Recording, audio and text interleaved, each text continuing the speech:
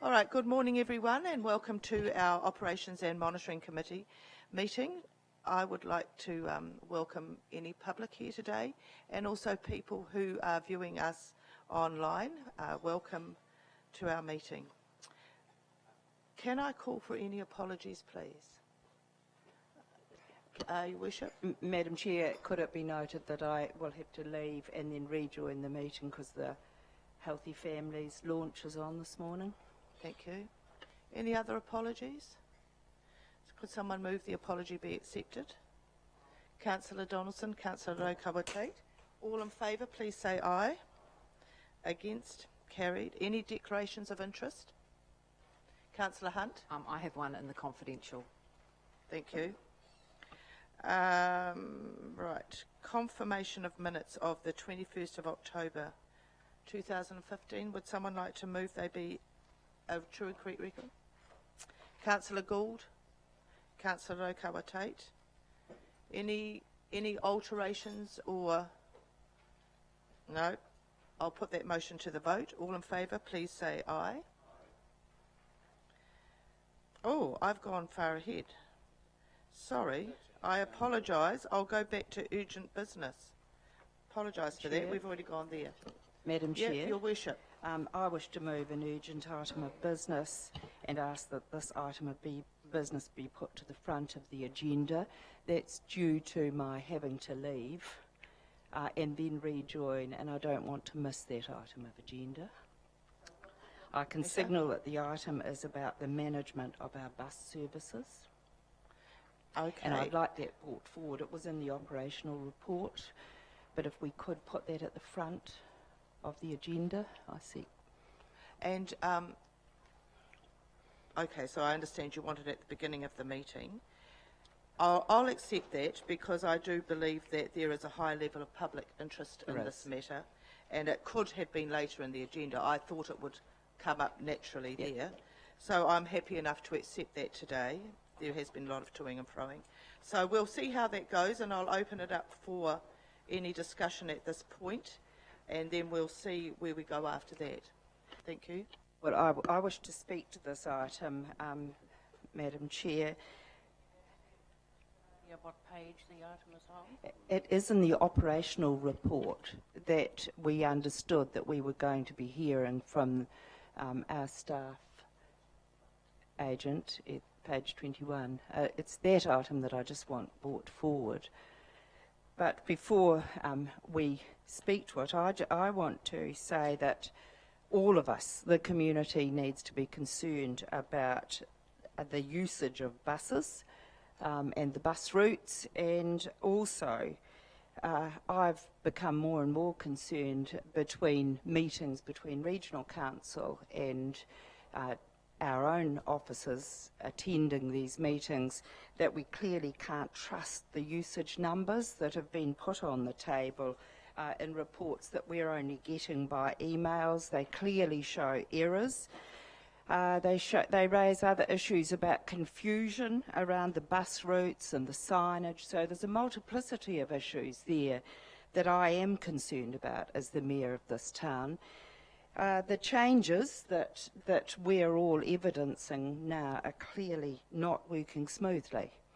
And as a community, we should be concerned about this because buses are such a good thing for our community. But it raises a bigger issue for me, and it raises the inability to manage a local service between two councils. And I think that's a bigger issue we as a council need to take some more ownership of, just as we proposed to Regional Council on the air quality, that it would be good to get a working party around resolving an issue we saw was a major issue for us as a community, and that's now worked really smoothly.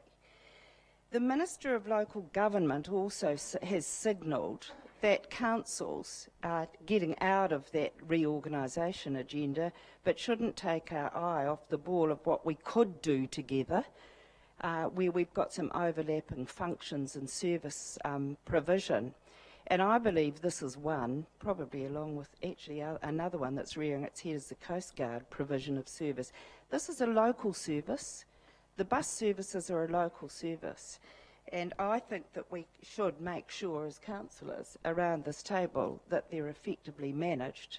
So it's not talking about this at a political level. This isn't about our politicians involved. It's actually saying that we could probably manage this service better if it were unbundled and managed locally. And we've been saying localism is a very important principle. And the Minister's also saying that. Now, I talked to the Chair of Regional Council when we saw that this item was clearly politicised through our local media, with officers coming back from a meeting and saying the figures have dropped, this is dramatic, we should all be very alarmed. When I actually instructed our councillor representative, when she quite rightly informed me that this was the figure was of a concern, I said, when you're at the meeting, ask for some analysis of those figures. But it was politicised, and now we're caught in a political morass. So I want to show a bit of leadership locally and say that I would like to direct staff to commence negotiation on the potential unbundling of the service to one of local provision, and talk to Doug Leader about that, and Doug said that that may be something that is, in the longer term, of better local interest. And that's why I've raised this as an urgent item of business. We can sit and argue about the numbers. We are concerned about the numbers. We're concerned about the signage. We're concerned about a lot of things. And it's good, Gary, that you've come over from Regional Council to hear this, because I know it's going backwards and forwards between officers. But I don't think that's the argument. I think there's a bigger picture here about saying we're talking about localism, we're talking about service functionality, and we should be starting negotiation with Regional Council at a much higher level about, is this one of the services that we should be managing locally? I've been very open at the Local Futures meeting that was held in Tauranga last week, where mayors are looking at what we can do together, that this is an issue that buses is an issue that we could look at and put on the table. Coast Guard's another one, but that's a different argument. So I think while we're getting caught in the highly politicised, and I see there's more signage out on the road about, are you happy with the buses? Well, I'm not happy with a perceived drop in usage, but we could argue back and forward on this. And I think the bigger issue, if we're responsible councillors, is saying, let's look at getting some local service provision on this service and this function. So that's why I wanted it up front, because I was fearful that when our council officers come to report, as we've got in the operating report, we'd start arguing the toss on numbers. And I don't want to get caught in that. So, Your Worship, are you wanting to put a resolution today, something along the lines of asking staff to investigate? Yes. If you're wanting to do that, understanding orders, because it isn't actually highlighted as a resolution in the agenda, I need to ask the council if they would consider, except I'm within my powers to allow urgent business, but if you want a resolution, I need to ask councillors by majority vote if they would be prepared to accept a resolution today. Otherwise, I'll just have to allow discussion. So I will plan to put to the vote in the first instance. Are you prepared to have a resolution put today? A recommendation. A recommendation. Point of order, Madam Chair. Yes, what's your point of order? We cannot make a decision at this meeting. We can only signify intention to make the decision at a further meeting under the standing orders. I'll just get those standing orders checked. Just wait a minute, please. Just wait. I just want to check. I just want to clarify. Councillor Kent has raised a point, so I'll get the staff, Carol, to read it out when she finds it. It's the start of the agenda. Is it on there? Yeah. Hang on, let me see. I'll just take a moment, all of you, to read it again. Madam Chair, it's signified on page 2 of our Yeah, agenda under item 7A. Yeah, I'm reading that, thank you. It's open to interpretation. Yeah. Yeah.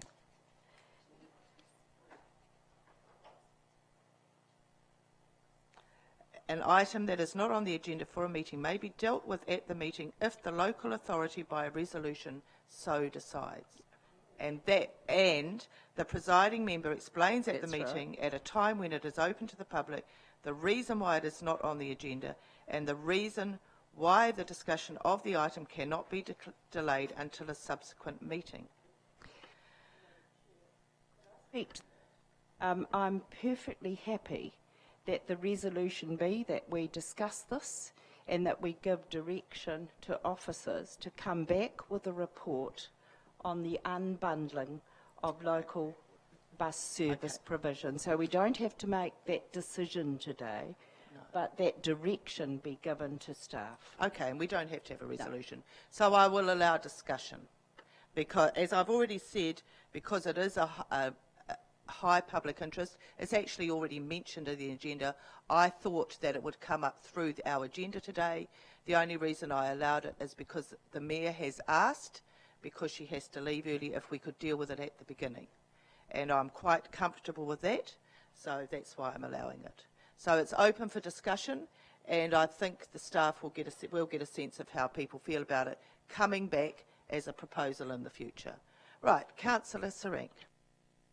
Madam Chair, I just want to point out there's an enormous amount of work going on at the present time looking at the public transport in Rotorua, and be mindful that a lot of it, and I'm not blaming anyone, but a lot of the problems have arisen because we changed the internal route in the CBD. That was a huge decision. It was not advised to us by our consultants for the regional council. They felt it would bring problems, timing, and lots of other issues. However, in the interest of being cooperative, the Public Transport Committee accepted that and changed the routes. So we have quite a few problems, and we're not going to go into it now, but if you wanted to do what the Mayor is indicating and have local councils run the bus services, you have to change it for the whole country, because they're run right throughout the country by regional councils. They administer the public transport, and the local authorities are responsible for the bus stops and cooperation with route planning and what have you. So that's a huge thing to tackle. In fact, you'd have to tackle it at national level if you wanted to do that. I have no idea how other councils would accept it. But let's talk about it, let's cooperate and work through this issue. It is a big issue, there is problems, and they can only be solved by cooperation. Councillor Kent. Thank you, Madam Chair. The first thing that concerns me somewhat is when I hear reports of we can't believe the figures we've got, we're blaming the system, particularly when we're comparing the figures with the same system that was used earlier before for the last set of figures. So I wonder whether, in fact, there are some new significant issues on the system that have suddenly changed, or is this just an excuse? I read down through the report of the Regional Council meeting on the issue, and all I see basically is a list of excuses as to why the figures may not be right. I don't see very much attempt to actually address the real issue. The real issue has been brought up by Councillor Sarank, and that is the fact that the buses are coming to a grinding halt in the CBD and probably also in the central mall, because basically suburban bus routes should not be going through those two areas.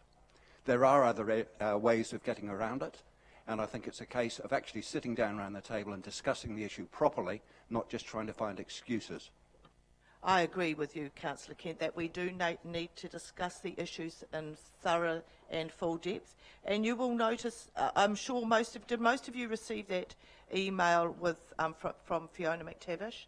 So that's given us a little bit of background, and there is the opportunity. I'd rather deal with it all here. I don't want to relitigate it later on in the agenda, so I want to do it all today, right now.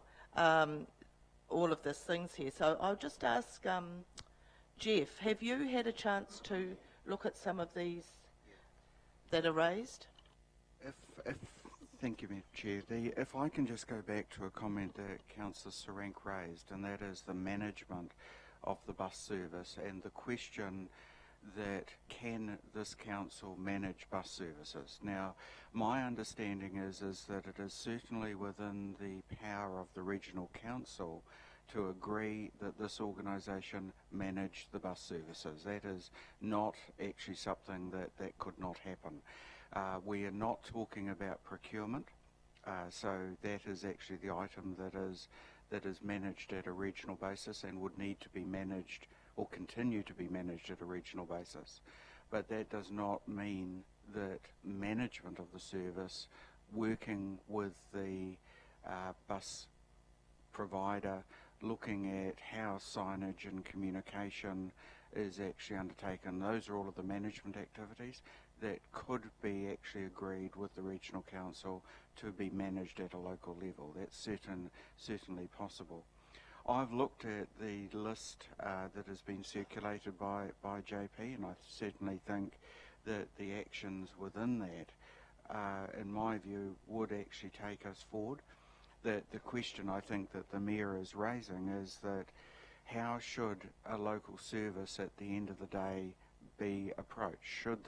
Is this a matter of regional concern, or are there elements in this that would be more effectively managed at a local level? That, I think, is what the Mayor was actually introducing to you for discussion. Sturt. We're quite entitled to make a recommendation or receive a recommendation which will go to full council, and under that standing order 7 and 7A, I think there's scope in there for you to receive a recommendation based on the criteria in that standing order. But Madam Chair, I think what Her Worship the Mayor is talking about is not actually the management of it, it's the actual operation that is the issue. And I think, if I repeat your words, you want staff to commence to discuss unbundling the service locally. But I think there needs to be probably a wider debate, and I think the parameters for that have been set by the Minister. There are other services that are of a unique Rotorua nature that should be local, and I'm talking about geothermal services, and the regional transport. This morning, I had to go to Nongata at 7:45. I had to meet a client out there. It took me half an hour to get from the Gull service station in Nongata to Rainbow and Fairy Springs. So there's a regional transport problem that no one wants to address. I've raised it, and so has Glenys. We've raised it time and time again about changing that roundabout at Nongata to make the traffic flow better. So that's an issue that we should be able to manage and have some input in. But what do we get?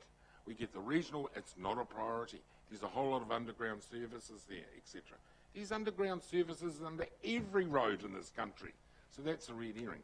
But coming back to the issue of the bus stops, I just used that example, opportunity, as you well know me, Madam Chair.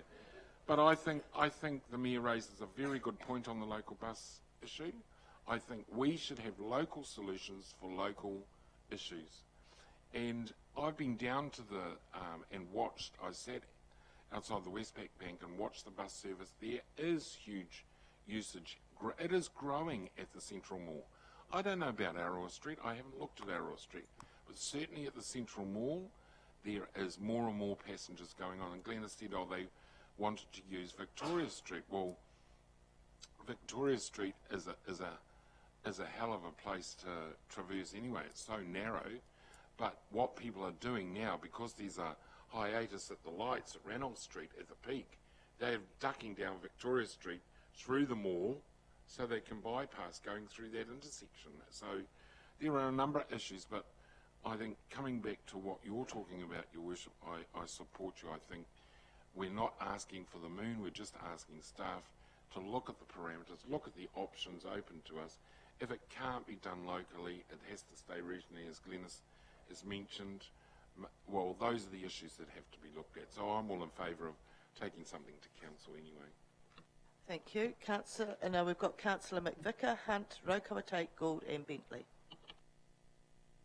Chair, Councillor Sturt took some of the comments that I was going to make about it, but in general, whilst I support the thrust of your argument, Your Worship, I still believe that we should go through the process which we have initiated with the Regional Council and see what comes of that. We need a further report, obviously, and let's not forget, we were the ones who changed the routes around the city, and that's part of the reason, plus the other issue of ticketing.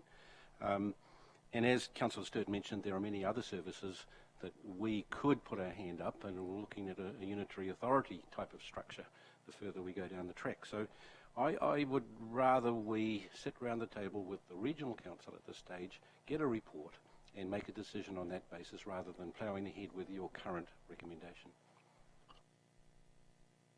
Hunt? Yes, I'm concerned about the numbers. I'm also concerned about the bus contractor saying one thing, the mystery shopper turning up, the fact that actually a lot of people didn't get scanned. But I'm really concerned about the marketing of this. And I want to know, what was that budget? What was it set out to achieve? How much was it? And where was it spent? Because I believe that's a cornerstone to the issues we're facing today.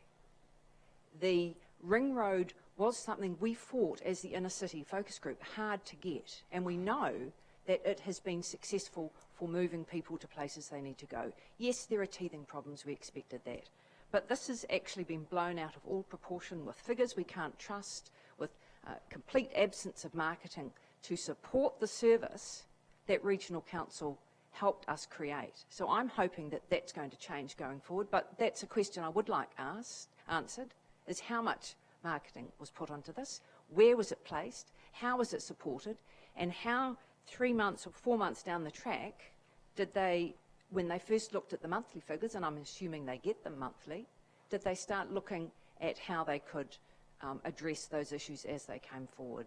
And I agree, it needed to be dealt with not at a political level. This is something we should be working towards. This is a community that works together to get the aims we want together, and to have this division is extremely unhelpful. And if we need to take it back in order to make it work for our community, then so be it. I don't have an opinion on that at this stage, but I do believe that we need to know that the Regional Council is working with us, and at this point it feels to me as if there's some people working against us to make this a success. Thank you. Thank you. All right, moving on. Councillor. Yes, thank you, Madam Chair. I think perhaps the unbundling of the operation, or the suggestion that that might be ahead of us, should have been done prior to making the major changes that we've undertaken. But anyway, I want to just say that, can I just say that I have a friend who is a gold card holder who uses every day our buses. He thinks they're great, but what he has done, and I'm sorry he could have been listening today, could have come in and listened, he's done a little survey of his own with the bus drivers. I understand they're meeting again this Friday, and they would like to share some of their thoughts about how they can make things better in terms of and the bus drivers are the ones that he said, he's done his little survey, and he said particularly they cannot meet the timing. For them, that's their biggest thing, and they will not go fast.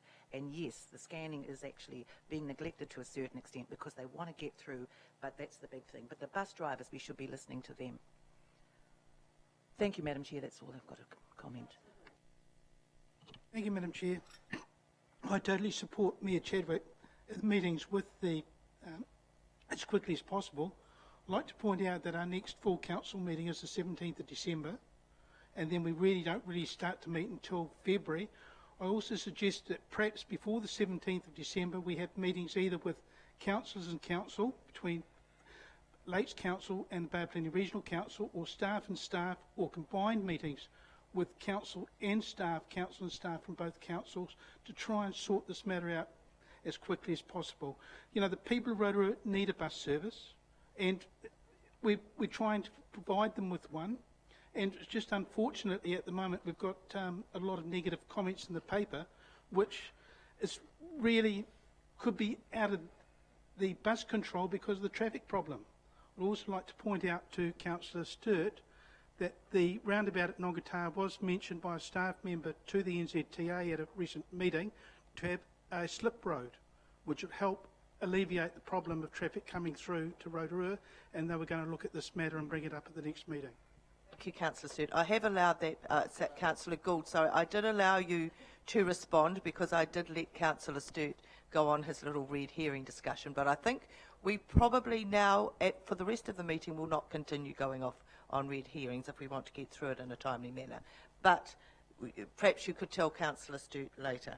I would just, I have now got Councillor Bentley, so I'm going to let him speak.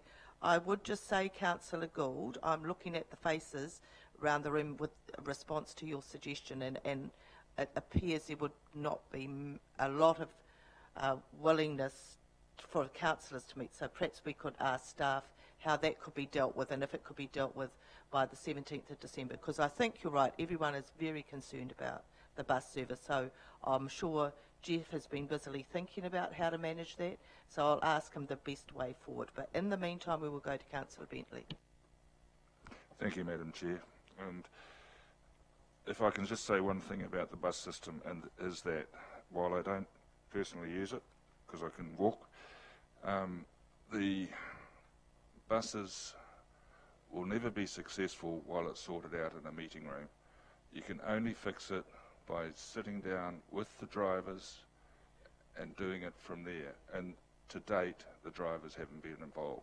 You won't get buy-in until you get their input, and having spoken to several of them, they are very distrustful of the system governing them at the moment. So we've got to regain control of that, and most people have come up with very good suggestions, and I agree with them, but the people operating the system are the ones that are going to come up with a solution.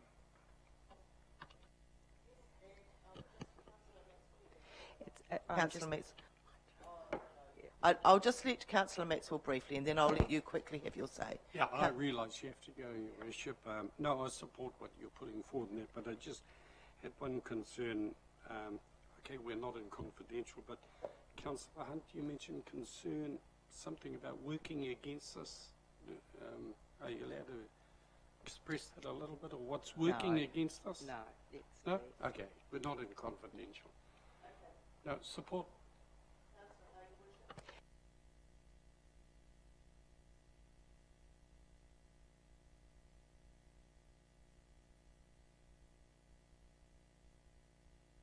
On the devolution of these services to Rotorua Lakes Council. Before you put that, I've got to actually allow that first one, that the matter of the bus service may be dealt with at this time. We need to, because there was some that, so we can do this. So Councillor Hunt's moved, Councillor Donaldson second. All in favour, please say aye. Against? Carried.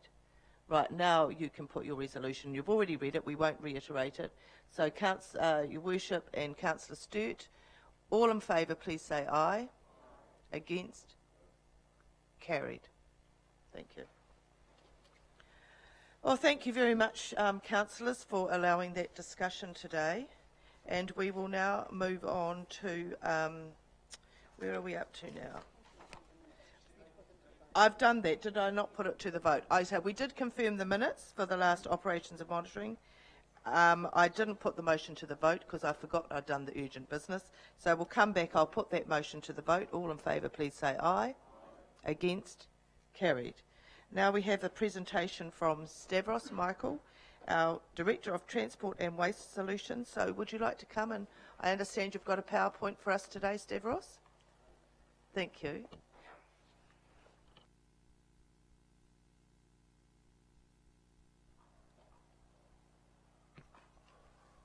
Madam Chair. What an opportune moment to come and talk about transport.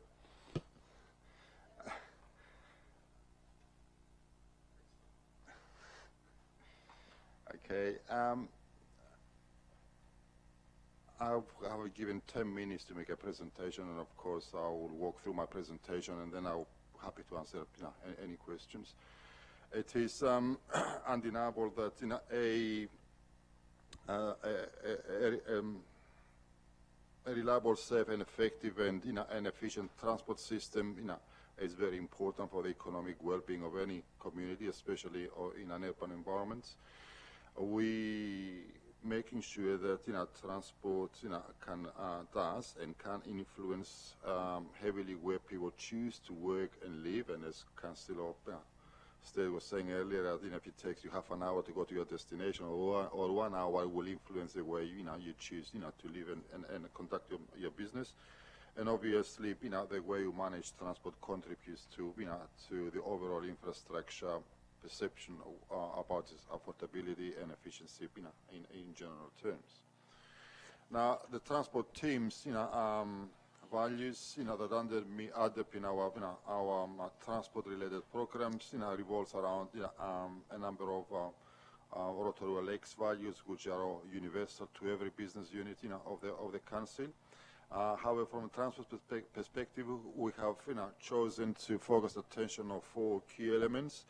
One is on safety, and obviously a transport system is inherently containing risks in terms of crashes. We need to make sure that our own staff who supervise works, the general public who use the network, and their contractor sites are well supervised and well monitored to make sure that safety is paramount for everyone. The second element of our approach is a community connection. Transport serves fundamentally 2 significant outcomes. One is economic well-being, because that allows the movement of goods and services to go from any part of the district to any other part of the district. But at the same time, there's always going to be a conflict between the economic imperatives and the amenity value of transport. So a residential street that serves as a connection to each residential house is at the same time a connection to a neighborhood, livelihood and a neighborhood sense of place. One of the things we have decided to do as a transport unit is that it'd be good to give the community more and more information, because the more informed they are, the more understanding there are of our work programs. And just an example, I don't know if you recall, but a couple of years ago you had some significant public reaction to resurfacing programs, reseal programs. People complaining about that, or they don't like chip seal, or it's not the quality of material they wanted to. I presume you should be pleased to know that as I'm speaking to you, close to about 95% of our resurfacing program this year is finished. By Christmas, we'll complete both our urban and rural resealing program. And to the best of my knowledge, the level of complaints and the tenacity and all these complaints have reduced significantly. One of the contributing reasons for that is that before we started the silly season this year, we identified all the streets that are going to be resurfaced, and we distributed to every resident in that street a pamphlet, which basically tells people what we do, why we do it, what type of materials we use, and contact details if they need to get in touch with someone to talk about it. Now, obviously, this is not going to eliminate, every opposition or every concern they've got, but fundamentally, it reduced significantly the amount of complaints we had from the public. And I think that's a significant part of our community engagement. The third element of our approach is on evidence-based decisions.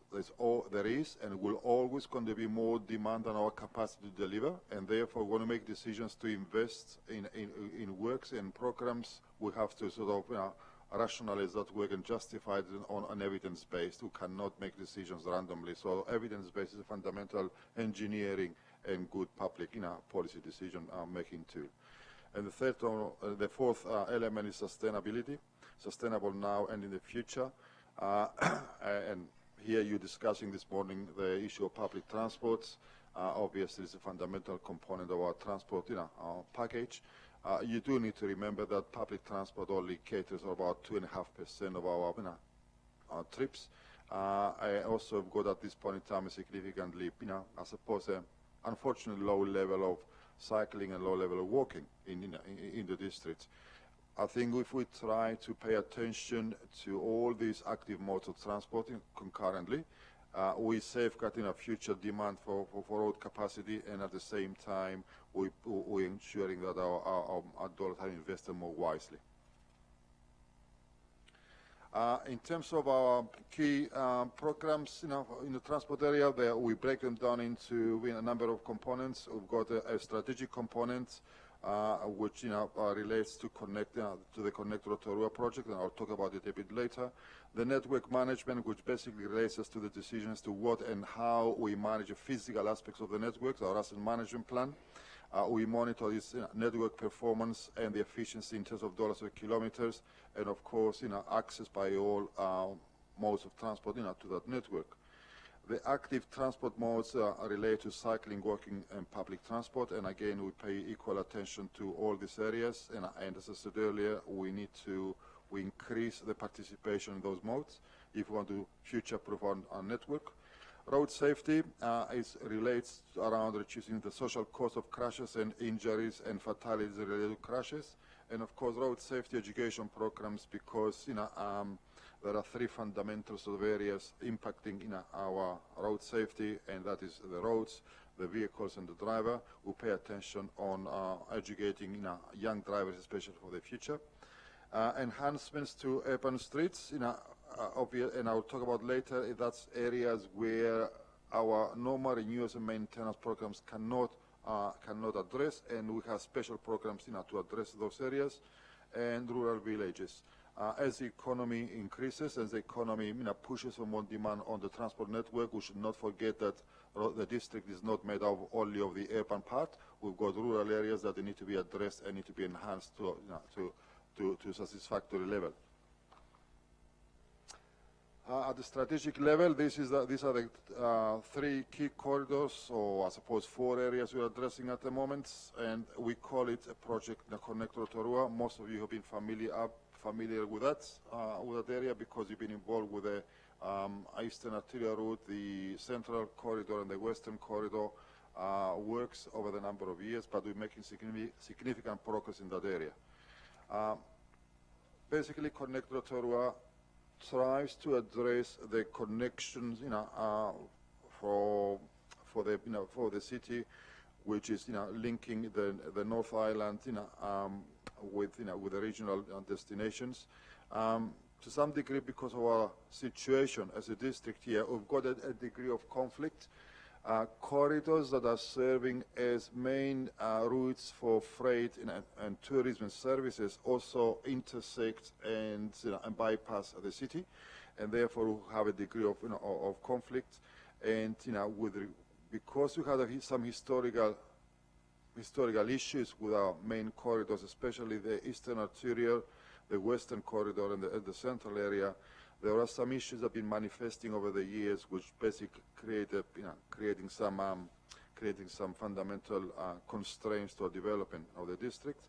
And the issues that we're trying to resolve through the Connect Rotorua project are revolving around uncertainty about the use of land, especially in the eastern areas. We want to make sure that investors who want to develop industrial and commercial premises have a very clear knowledge and understanding as to what and where and how they can invest to gain access to key routes. We also make sure that the efficiency of the key corridors is paramount as safety, and obviously some historical land grievances need to be addressed concurrently with that project. Now, in terms of managing the network, our own network, some key issues here, as you can see on the presentation. We've got about 1,000 kilometers of roads. That's worth $440 million in value. The budget you vote in the LTP is primarily dedicated to maintenance of the renewal of the network. 86% of the budget is dedicated to these areas.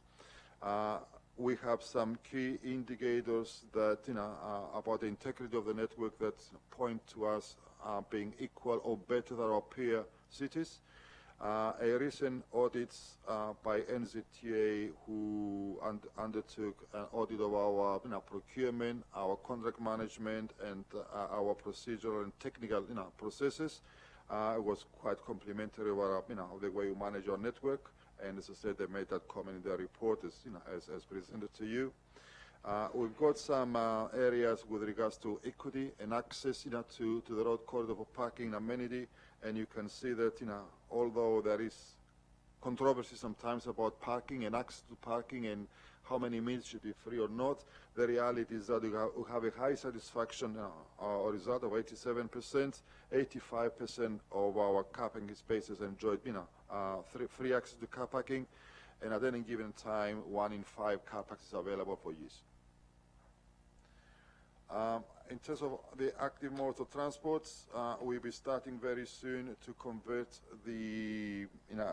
our App and Cycleway plan into action. We have an agreement by government to fund 2/3 of that program while we're funding 1/3 over the next 3 years.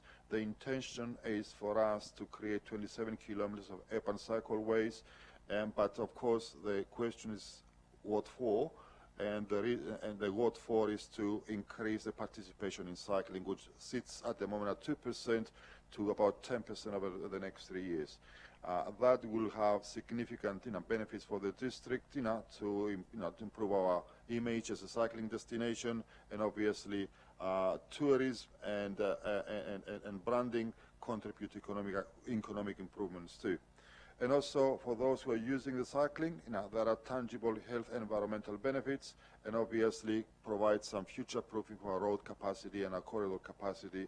That means in the future, the rate, if we achieve a high participation in cycling, the future demand on the ratepayers to build new and bigger roads will be reducing. Road safety. Again, the trends for Rotorua district have been over the last 2-3 years have been improving. However, even with the improvement trends, we're still incurring as a district social costs, related to crashes of above $43 million per annum. That relates to about 370 crashes, and those crashes are really sort of affected by 3 key factors. One is road condition, and that relates to the geometrics of the road, the width of the road, the surface of the road, the visibility of the road, the general engineering component as engineering leg of our approach. But also we've got issues like the regulatory environment. Is, for example, an 80-kilometer speed limit appropriate for an area, or a 50-kilometer more appropriate to reduce the possibility of crashes? And again, we're working very hard to identify those areas. But in parallel with that, we're doing a lot of road safety education, and we're paying a lot of time with our young people.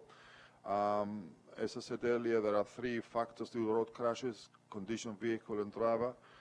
Driver safety education programs indicate that 47% of our crashes involve young drivers.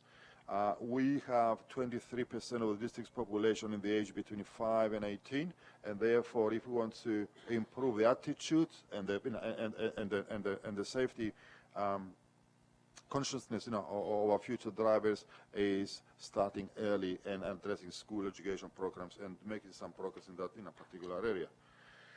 Urban street improvements, and this is an example of Hinemore Street. There are areas, as I said earlier, that cannot be and they are not captured by our regular maintenance and renewal programs. And you can see here, Hinemore East, which is so close to the CBD, but when you look at it, it looks like a rural environment, muddy, poor drainage, poor provision of footpaths, no walking, no efficient and effective walking facilities.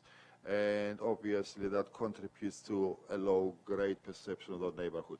So we're pulling together resources from our renewals, programs, from our upgrade programs, and our urban street improvement programs to make sure that the street is lifted to a central city quality level.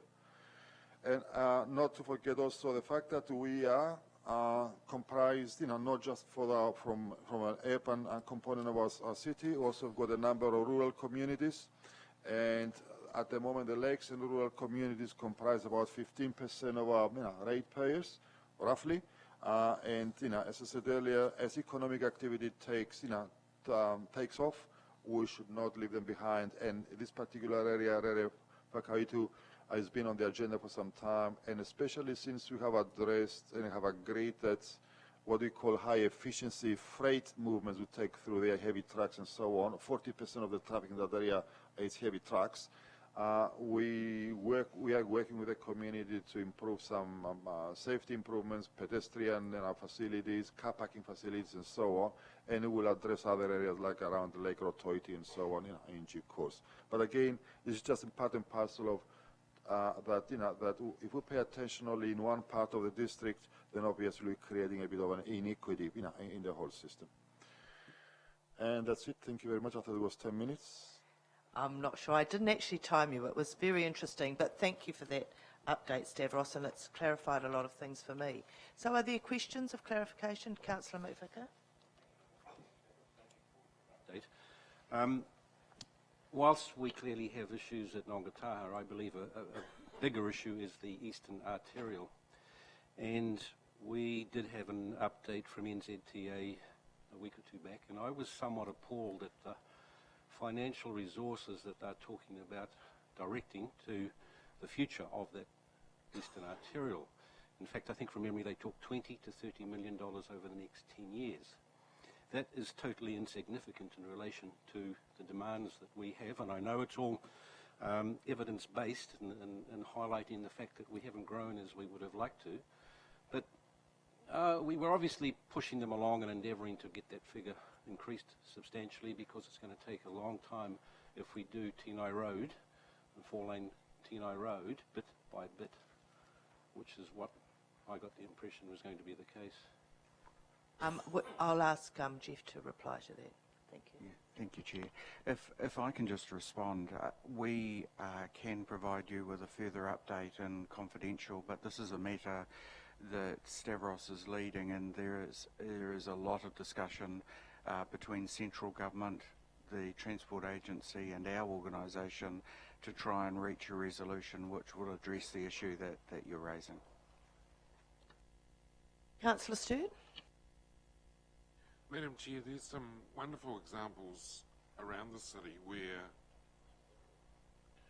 from a local roading point of view, Stavros, are a credit to the council. Lake Road is one example. Absolutely superb. It's a wonderful driving environment. The lights on Ferry Springs Road now with the countdown, there doesn't seem to be a lag. You normally have to stop at one of the three, but that seems to have been really smoothed out, and what they've done at their corner is certainly helping. But there are a number of spots within the town, and I don't know whether they're local roads or NZTA's responsibility or the Regional Transport Committee's responsibility, but Rotorua is in a real wonderful space at the moment. I was just talking to Councillor McVicker, and the issue with Nongataha, I mean, what sort of survey are we doing in terms of where are all those vehicles coming from that are a hiatus at the Nongataha roundabout or out Tenai? Are they Tauranga commuters? Are they the people? Have we had growth? And we haven't had a huge amount of growth in the Hamarana area for all those people to be all conglomerating on that Nongataha roundabout. It's been over the last 2 or 3 years, and Councillor Rank has been taking the message to the Regional Transport Committee for the last 3 years, and we just seem to be falling on deaf ears. So, Madam Chairman, there are other things, Stavros, with regard, and you pointed out the advertising that went around when the set road seals were done. It was fantastic, and it has a desired result, because they did some roads in Operiana Street and O'Kona Crescent in Nongataha. They've all got beautiful properties, but what happened was, because of the pamphlet, the people actually went out and talked to the contractors and got, it was a face-to-face feedback. But one of the areas of concern, and maybe it's something we need to look at in the future, is the filling of our drains. They are protecting them, but the tar and some of the chip does get in the drains. So I just wondered, was there a process that we go and have a look at the stormwater drains after they've done those roading seals? They come and sweep up the excess chip, and that's fine. Then they take the protectors away, but the stormwater drains are full of rubbish. There are 2 other concerns, Madam Chair, that You've got 2 questions so far, Yeah, and All right. I just want to ask. and the other questions I are just what? got one more question. I just wondered who is responsible, Stavros, for the corridor planning, like Ranulph Street, Amahau Street intersection, Amahau Street, the Pack and Save corner in the Nongata roundabout. Are we responsible for that, or is that NZTA's problem? Because those are the 4 areas. NTNI has already been highlighted. NTNI seem to be the 5, not crash points, it's the wrong word to use, but the places that need some redesign or action. Thank you, Madam Chair. I go back to the, to Nogodaha roundabout, look, we agree with you, and, it just, we have to continue to push with NZTA, to address it and understand the causes of any delays down there. I think it's peak sort of, flows, especially morning and afternoon peaks, and we'll work through that. And there are three areas of our Connect Rotorua project, and one obviously the Eastern Corridor, Central Corridor, would come back to your last question, and the Western Corridor will include Nongotaha all the way to Himo Gorge. We're starting work on the Himo Gorge, hopefully, and we're progressively in that direction. So we agree. It's just a matter of, getting our timing right, with NZTA to do that. With regards to cesspits, cesspits has got a performance criteria which says that any material in the cesspit, the sumps, it needs to be at least 150 millimeters below the outlet pipe. So if any chip goes in there, the contractors are required to clean and maintain 150 millimeters free boating space for the water, okay? So that's their responsibility at any given time when they're resurfacing. When it comes to Amahau, Ranulph, Fenton Street and so on, that relates to the work we will be starting very, very soon with regards to the revocation of State Highway 30A, which starts from Sala all the way to Old Tapa Road, goes through Fenton, Ranulph to Old Tapa Road. And the 3 main intersections there is Ranulph, Amahau, in front of Rotorua Central, and Fenton, Amahau, Pack and Save. Those intersections will be redesigned to be made appropriately, appropriate for inner city streets, safe and convenient for pedestrians and other modes, traffic calming and so on. Okay, so that is, you will see significant movement in that direction over the next 6 months, and we'll be reporting to you as to what the intention is with those kind of intersections. Also, Stavros, can somebody have a look at the timing of the lights at Malfoy Road, Old Taupo Road? Because there's only 1 lane going across Old Taupo Road, east-west Malfoy, it's just an absolute nightmare. And the cars yesterday were way past Malfoy School. So there's an issue with the timing of the lights. I'm not saying the intersection's wrong. There's timing with the lights. And if I could just, one other question, Stavros, as an interim measure at Nongata, because he's such a huge boom for the free right-hand, left-hand turn, free left-hand turn when you come down State Highway 5, there's so much space there for a free turn from State Highway 5 straight into Nongata. So they don't have to go into the roundabout. It's just that there's no services there because I've checked. So I just think that may be something that we could do as an interim measure, just to relieve the congestion at those times that Councillor Sweet's well aware of. I'm just aware that we've got quite a lot to go, so perhaps Councillor Stewart, if you want to do the meal detail, if you have a chat to Stavros afterwards and work through some things, that would be good, because I did ask staff if we could have a longer meeting too, because I hear that there's a lot on our agendas and we want to have the time, but we're sort of still looking at trying to get through most of it by 11:30, and then we've got the CCOs at 12. So I just want to draw your attention to that. Perhaps if you want a lot of in-depth, in-detail discussion today, perhaps talk to the staff after. So we've just got a few more questions to ask of Stavros. We've got Councillor McVicker, Councillor Gould, Councillor Donaldson, and then Councillor Kent.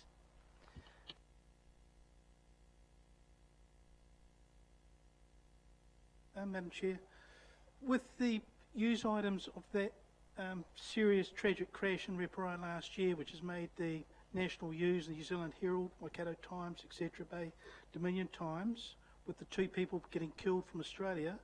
Am I right in saying that it wasn't Council Roads at fault, it was other issues? Because that's, that's quite sad.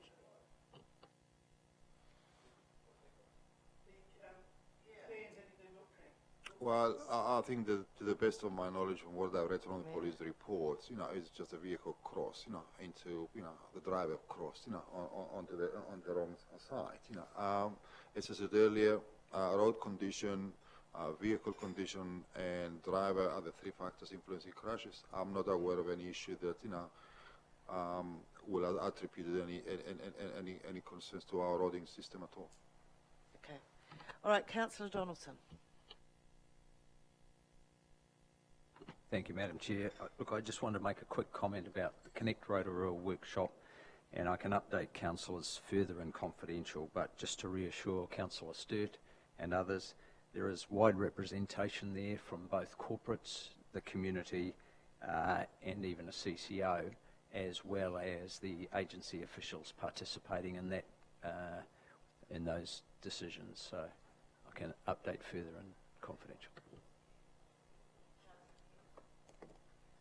Thank you, Madam Chair. Through you, if I could ask Stavros why this council actually devotes such a disproportionate emphasis on cycleways, when, for example, the survey that we've just received on safety in Rotorua districts points out that 69% haven't ridden a bike on any road in the district in the last 12 months, and that when you ask a question, what could be done to make Rotorua a safer place, cycleways was ranked 20th out of 23 reasons, with only 0.8% remotely interested. And I wonder why we put so much emphasis on cycleways.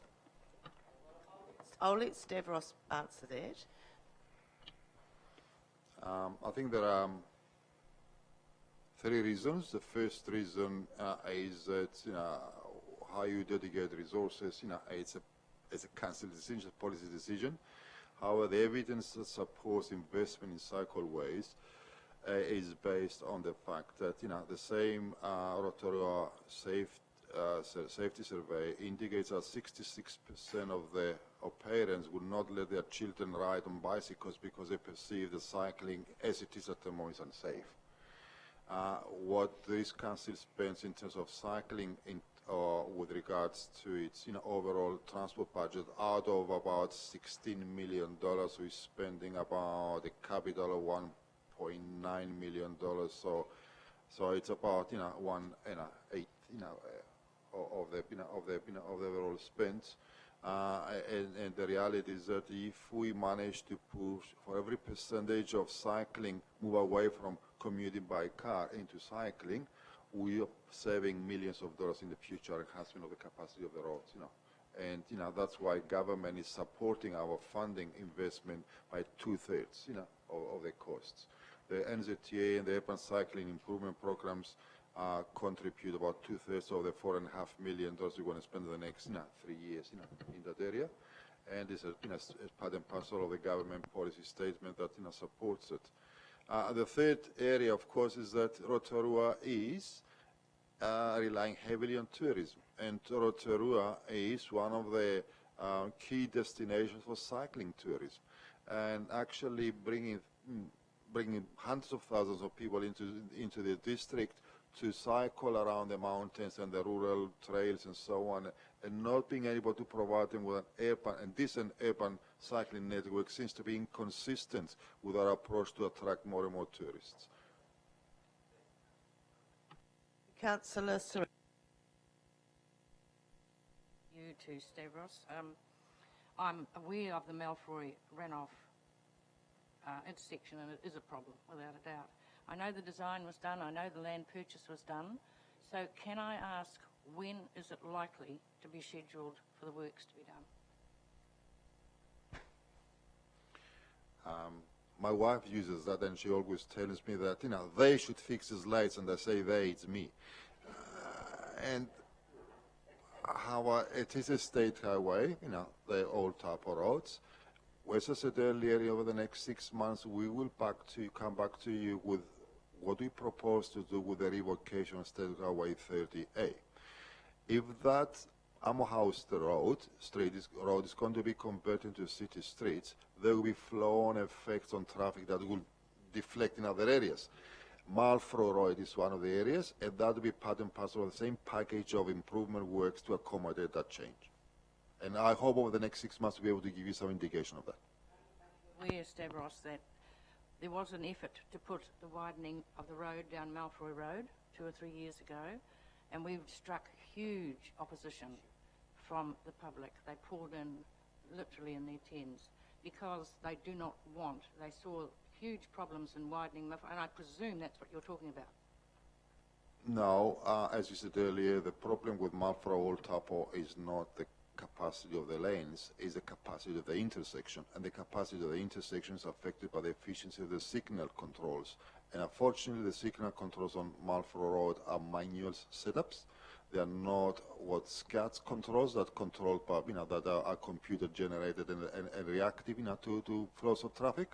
So those needs to change, and NZTA are working in actually improving the systems to make it computer control that will be a lot more responsive and flexible, to fluctuating traffic demand.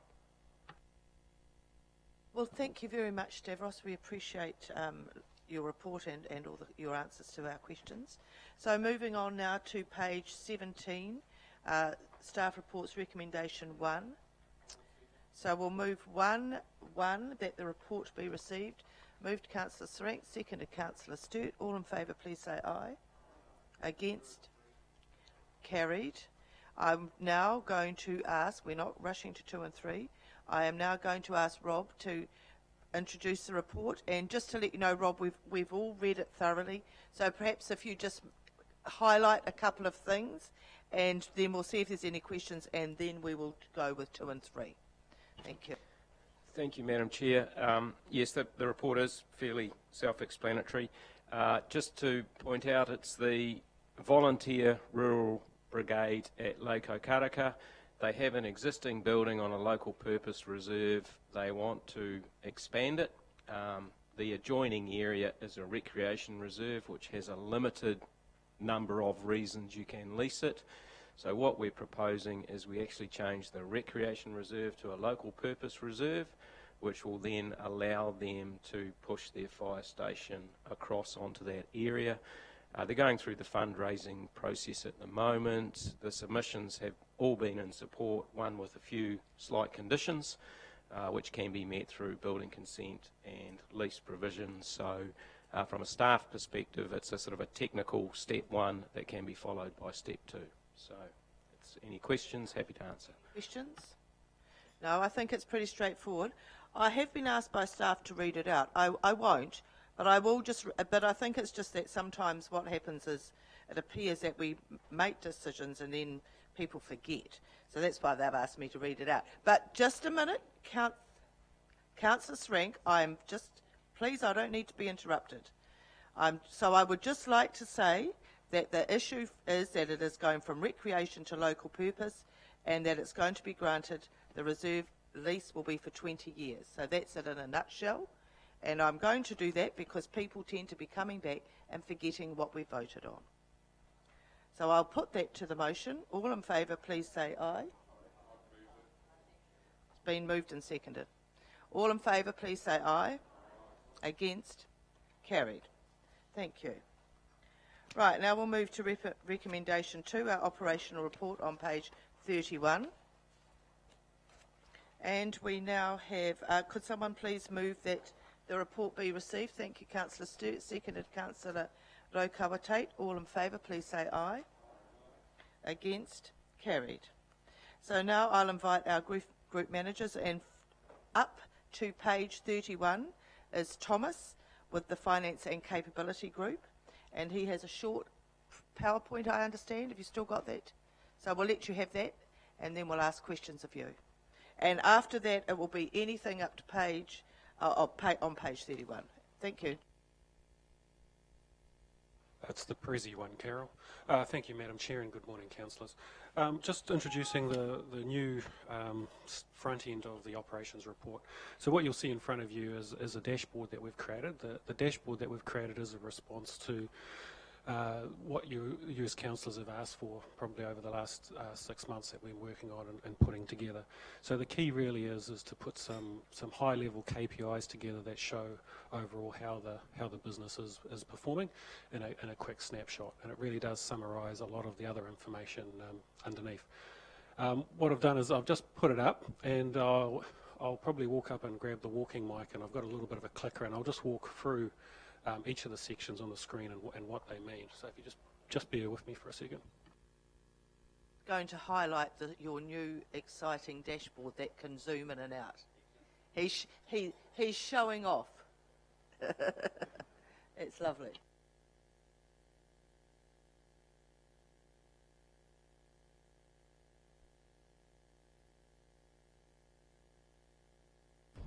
Not yet. There we go. Okay. A bit higher. Okay. So what we've got here, councillors, is the dashboard. So if I move to the first section, this section really does cover off what Amy McGregor introduced last month with regards to a summary of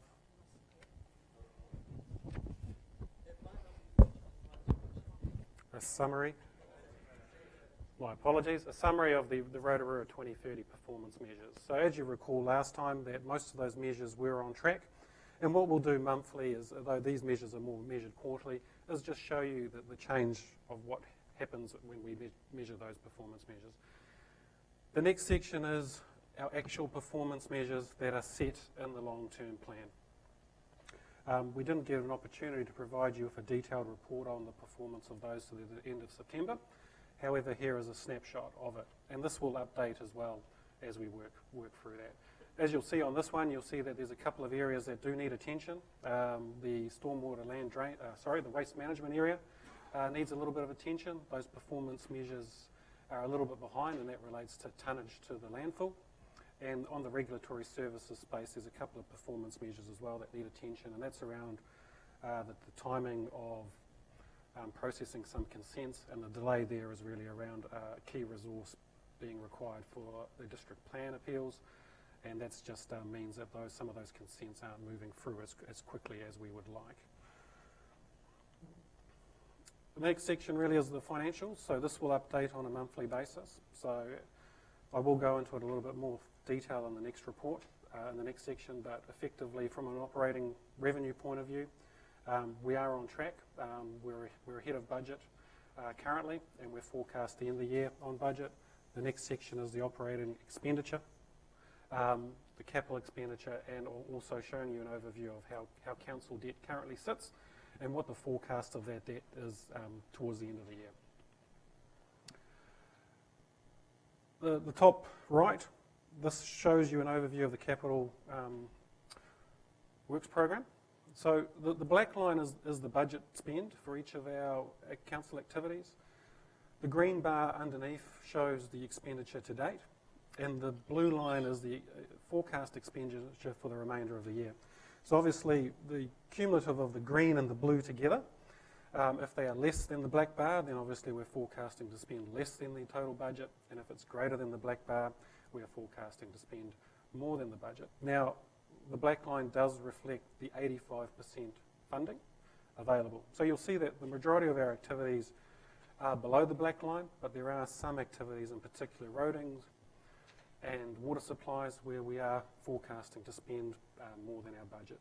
However, overall, as we'll talk about further, that we are well within our 85% funding, and we're currently we're forecasting to spend 1.9 million less than what was set in the budget.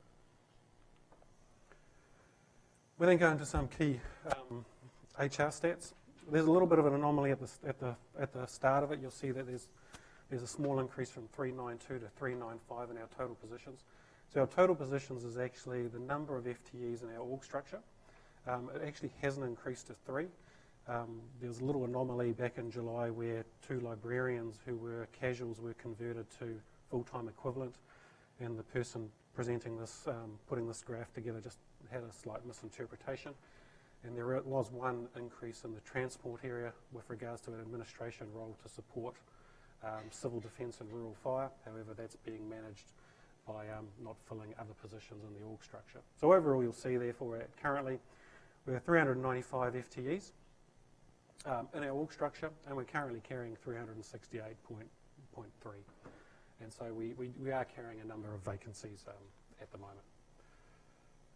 The next one is really time series of unplanned leave. So unplanned leave is really not annual leave. So this is sick leave, bereavement leave, and special type leave.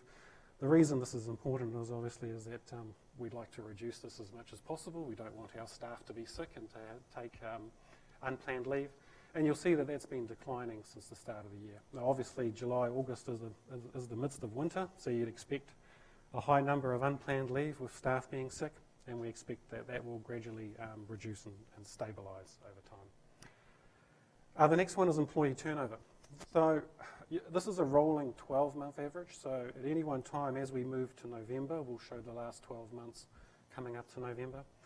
You'll see that we had a bit of a spike in September, and October has come back a little bit, and that there was a number of resignations at that time. The 18.4% is probably a little bit too high than what the organisation where it would like to have. A healthy percentage for an organisation our size is about 8 to 10% of our employee turnover. I think that's quite healthy for an organisation that has nearly 400 FTEs of our size. Part of it as well with the turnover is that we do have a number of areas, say like the aquatic centre, that employs a lot of young people. They do gain first-time employment as lifeguards and so forth, and then they find other opportunities. And some of our areas do have a high turnover of staff as a result of that.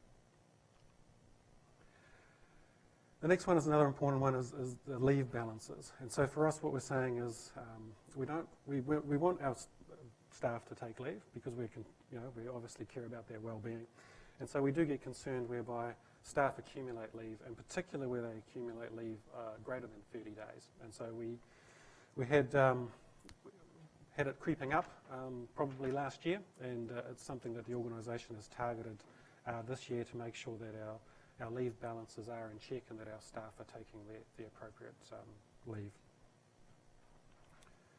And lastly, just a summary of our health and safety. It was a little bit worrying back in July 2014 where we've started this graph, is that there's a little bit of a downwards trend with regards to the number of injuries. So this includes employees, contractors, but also can include visitors. So in particular, visitors to the aquatic centre, the library and the museum, and does take into account if an individual slips at the aquatic centre and gets injured, then we do record that as well. I think the pleasing thing is it has trended downwards over the last 12 months. We did see a little bit of a spike in the increase of actually lost time injury that resulted in day off. So actually staff had to take a day off. And in the main, that's tied to one incident whereby a staff member strained their back and has had to take off quite a considerable amount of time to recuperate. So that, Councillor, is just an overview of the dashboard. As I said, the top two being the Rotorua 2030 performance measures and the KPIs against our performance measures in the LTP will be updated quarterly. The rest of the information will be updated monthly and will be at the front of the operations and monitoring report. Want to have questions on that first before we go to your operating statement? All right. Oh, there's lots of questions already. Councillor Sturt, McVicker, then Gould. One question, Madam Chair, on the capital forecast budget. Could you highlight that one for us? It's forecasted to go over in roads and footpaths in terms of exceeding the budget and in the open spaces and recreation and water supplies. So do you put the onus on those managers of those particular areas to bring that budget into line, or, I mean, because it's only 85%, so is the onus on the manager, and will councillors be, I mean, we don't want staff saying, oh, picking winners and losers. We'd need an ongoing report in terms of what will be deferred and what can be accelerated.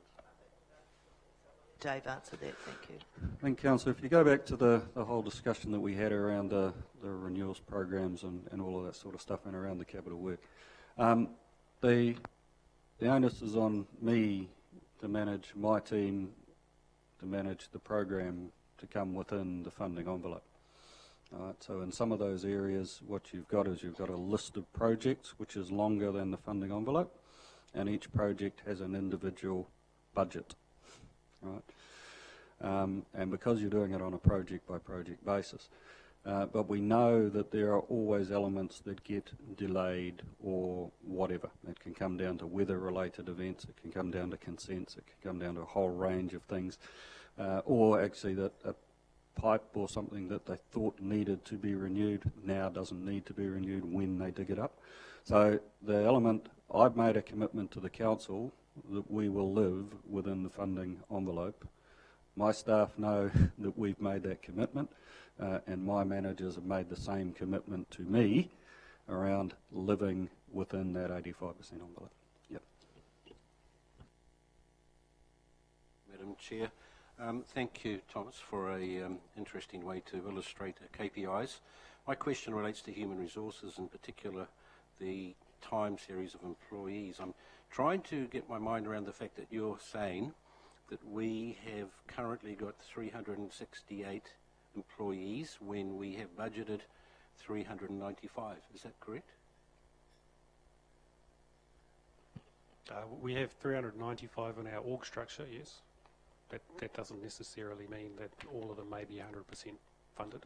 My point is there's 27 less employees than what the org structure says. Which equates to about $1.5 million per year. If you look at your operational statement over the page, you'll see staff expenses have not changed and are forecast to be exactly the same when in fact 27 employees would be at least $1.5 million. We have extrapolated out to a full year. I mean, this could be a case of an employee is down for only a week, so they've given their notice, they've resigned, but we're in the recruitment process and they may be starting in the next couple of weeks. So I think you're trying to draw a bow with regards to if we're that much down on our FTEs and we're slightly over our budget, does that mean if we had a full complement we'd be significantly over our budget? And I think the case is that no, we're not, because of due to the timing of when resignations and recruitment and so forth occur. Some staff as well their costs are capitalised rather than recorded as an operating cost because they work on capital projects, and all these things come into the mix to make sure that we come in on budget on our salary costs. Needless to say, we watch this very carefully. It's good to have your chart. It helps us ask those questions and keep an update. All right, Councillor Gould. Chair, thank you, Thomas, for your report. My question is about FTEs. Am I right in saying that you haven't included the CCOs, which is council-controlled organisations like Castle Court and the airport, in your figures? That is correct. That includes Core Council and Destination Rotorua, but does not include our CCOs. CCO figures add up to approximately an extra 140 staff on those numbers? Likely, yes. Okay, Councillor Kent.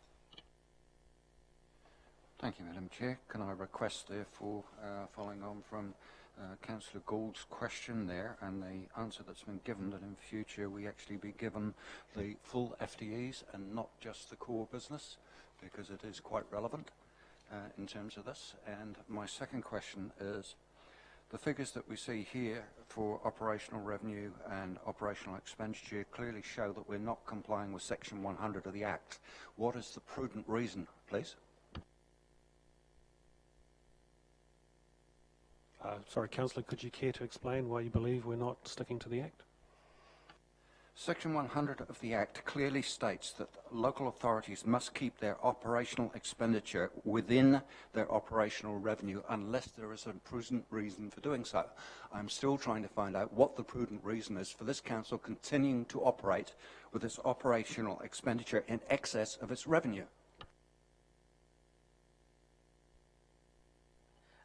I'm not sure that I understand the question, but Jeff, do you understand that question? Look, through you, Madam Chair, Councillor, I think what you're repeating is the discussion that was had now a fortnight ago with the auditors present, where the auditors and the CFO have repeatedly been through the structure of the finances and the way they're presented, which shows that in fact we are operating a prudent approach to our financial system. It is actually difficult to actually respond to your question when in fact we have responded now on numerous occasions. Happy to well, bring if this I up could actually outside. say, then perhaps if I got a satisfactory response, I wouldn't have to keep repeating the question. And the auditors did not answer my question because I specifically asked them a question about the annual plan, and they started talking about the long-term plan, if you check the record. Point of order. Madam Chair, I was in the chair at the last meeting. Oh, yeah, And okay. we thrashed this out. We thrashed this out time and time again. Well, the point of order is that Councillor Kent continually raises doubts in the community that we are being prudent with the finances of this council by saying we're not complying with Section 100 of the Local Government Act. It was clearly pointed out to me, and you'll see it in the minutes of the previous meeting, that that was the case. That's not really a point of order, but thank you for that, Councillor Sturt. I think the point we are taking here is that this has been raised, and Councillor Kent is still not happy with his response, and I think rather than labour on any more, because we've still got quite a large agenda to get through, I would just ask perhaps Mr Williams to talk to Councillor Kent after the meeting again, if need be. Thank you. Councillor Okawate. Yes, thank you, Madam Chair. Thank you, Thomas. I've found this very helpful in your explanation, so I'm pleased to see this here today. There's just a couple of things, and they're not big things, but it's around the accrued leave and or the balances there in excess of 30 days. From my experience, there's a lot of management creep that comes into that area, and so I know you haven't sectioned it out as to where those are, but do we actually look at management and ensure that they don't accrue the leave that sometimes I have seen? So they monitored as well. I mean, it's not just our staff, it's actually, are we telling our management to take leave as well and make sure they get their accrued leave down? Yes, for you, Madam Chair. The Chief Executive receives a monthly report on his direct reports and so forth. So, and there is a strategy in place, and all levels of the organisation are encouraged to take leave. Thank you. Part of the issue is a lot of long-serving staff that have been here for 20 and 30 years have accumulated a significant amount, and a lot of it is encouraging them to take leave. Thank you. And the other question is, it's around the health and safety area. Did we progress the random drug testing? Is that in place? And is it just for contractors or people within our CCO? Is it also not right across the board? For you, Madam Chair, it has now been in place, I think, for well over 3 months, and it is across all of council, all staff. There is no staff member that is exempt from the policy. Thank you very much. Yeah. Thank you. Okay, thank you, Thomas. Right, now, are there any other questions apart from Thomas's executive dashboard on pages 35, 36 or the top of 37? When we get to 4.2, we come to JP. So is there any further questions? Yes, Councillor Gould? Page 36, vehicle fleet. Is the GPS location data, does that also cover speed related? Because the NZTA have been in the news recently with going over 100k, and would that pick up the vehicle, some vehicles travelling over the speed limit around the streets of Rotorua?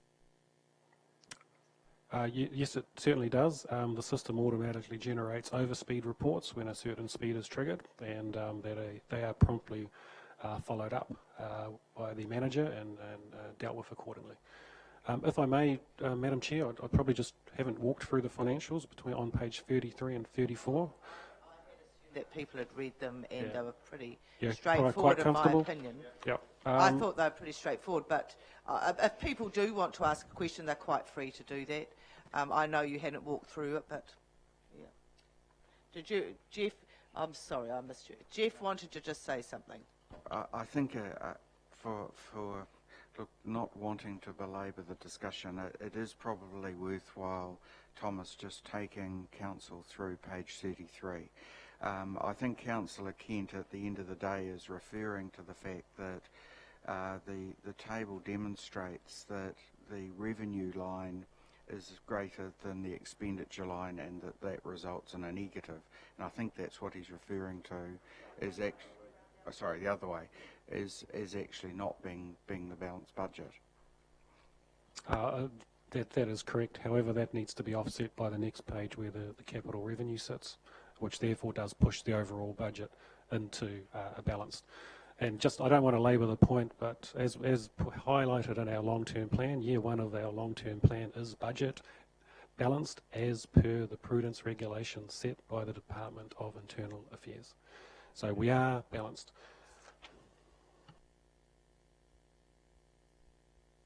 Happy if people do, does anyone want to go through it? I thought it was quite self-explanatory. I thought you would have asked questions there, but Councillor Gould. On the page 33, Madam Chair, on the rates figure, 27,318,000. I thought the rates we collect for a 12-month period is about $77 million. So is there something, to me the figure, if it's for a 4-month period, the rates are actually charged in November, is there something wrong with those figures, or is there something right with the figures? Those figures are most certainly right, Councillor. It does relate to the first instalment only of the rates, and also it does take into account the people that pay their full year's rates in advance and receive a discount, so it won't be the pure 1 quarter. The reason why it is slightly ahead of budget at the moment is just around to the timing of applying discounts and dealing with remissions, and we expect over the coming months that the actual will become closer to budget towards the end of the year. Councillor Kent. Thank you, Madam Chair. My question relates to page 37. It states here, according to Mighty River Power trials, an all-electric car can be run for 30 cents per litre on a 140-kilometre range. Can someone explain that to me, please? I'm not sure. I could just have a couple of comments. This is under my portfolio, and we did have a number of staff, and Dave may like to comment further, that went up to Wairiki and heard a really good presentation, and a couple of councillors went. But my understanding is that electric cars aren't at this point on the government procurement list, so to make them cost effective is still quite expensive at the moment. I think it's just an alert that in a couple of years we could be looking at trialling it, or even in the short term we may be able to look at some other sponsorship options or things like that. So yes, we're looking at it, but we've got to make sure that it's cost effective, and we do want to show leadership in our community, and it's a bit of a heads up that it will be coming. I understand that, Madam Chair, but my question relates to how can an electric car run for 30 cents per litre when it doesn't use litres? Oh, that's actually a good point. Kilowatts or whatever. I think it probably relates to the equivalent if it was on petrol. That's probably the equivalent, yeah.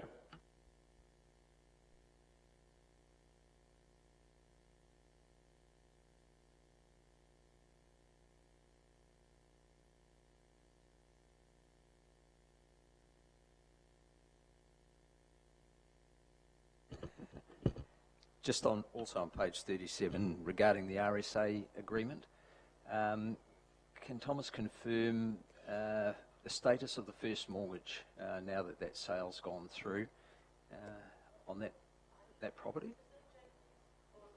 The first mortgage has been released. We received the funds back on Friday last week, along with the interest as per agreed, and we've also managed to secure a memorandum of understanding across the police, RSA and the other building with regards to making sure that the geothermal rights were all in order for us. Yep.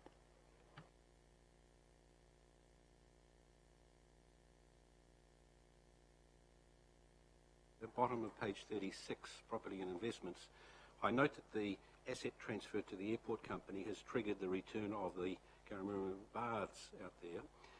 Are there any other ramifications as a result of the transfer of the assets, i.e. the land, for example? No issues with the land. The only issue is dealing with the baths. The baths have been surveyed at the moment, and we're just working on tidying up a few easements with regards to access, and then once that's been in place, then the transfer will take place. Through you, Madam Chair. What position are we in at this point of time with the availability of the land, the airport land, for industrial development?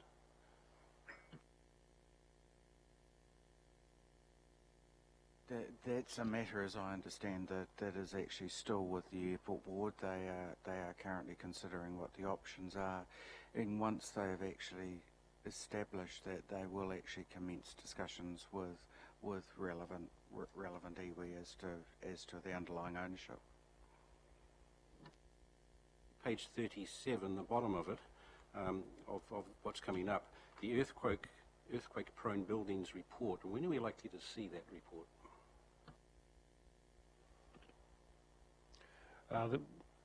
Anticipated in the first quarter of next year, Councillor. Yep. Madam Chair, just an assurance, or I know we did get an email from Stavros, but just regarding the emergency team, page 35, under Emergency Operations Centre, there was some fear that the emergency team for Rotorua had been disbanded. Can somebody just tell me it has not been? Yeah, but it was quite... I wanted publicly, Madam Chair, because there has been a lot of talk out there.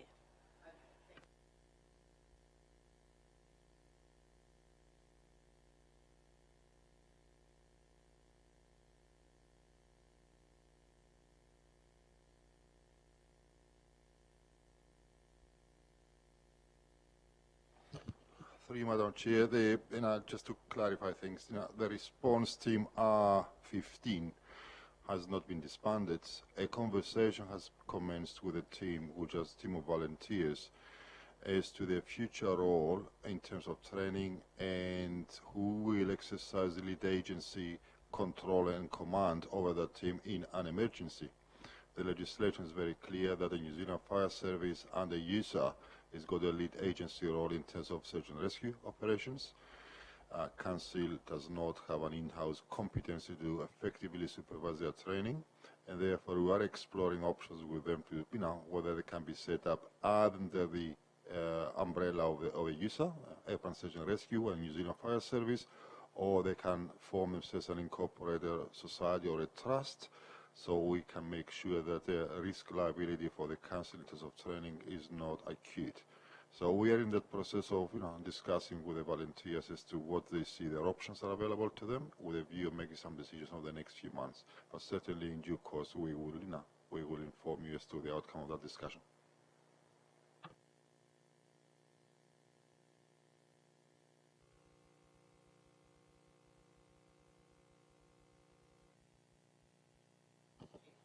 Can I just add to what Stavros has said? And I think there's some important principles that we really, I don't think is probably well understood, and that is that the responsibility for search, rescue and so on in the state of a civil defence emergency does not sit with this organisation. We have got no ability to control it, to determine it, or to provide it.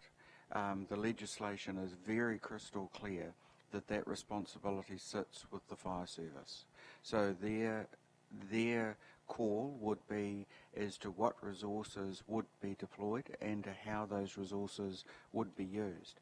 There's a question for them as to whether or not they would use the current team or not, but that would actually be their decision, not ours. So I think we need to be very clear that is actually the case. We can't deploy that resource. The future of the team, though, is something that we're working through with the team. The team could potentially play a valuable role, and that's what Stavros has flagged with respect to where they should sit, how they should be organised, and where the training should be provided from. At the end of the day, though, this should actually sit quite appropriately with the fire service. you. We've had, thank you very much, Thomas and Stavros. And we will move now to Strategy and Partnerships Group with, yeah. Oh, sorry, I wasn't sure if you had your hand up or not. I thought you said you didn't. Okay, Councillor Bentley, I apologise. Thank you, Madam Chair. The bottom of page 35 with regard to the CCTV upgrade. Oh, yeah. I assume this is coming, sorry, the viewing station is now going to be in council? Yes. Stavros is back. Yes, Councillor Bentley, will be in the same, in our emergency operations room.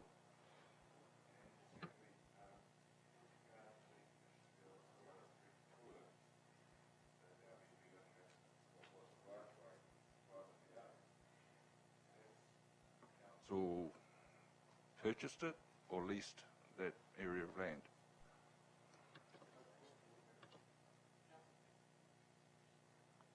It's not a point of order, but he repeated. It was just about the right of way, wasn't it? Have we purchased it? The right of way where the toilets are about to be built, if you like, was privately owned. Have we purchased that land or is it leased? Leased. Pukawarua Street. The land is still in private ownership and it is being leased.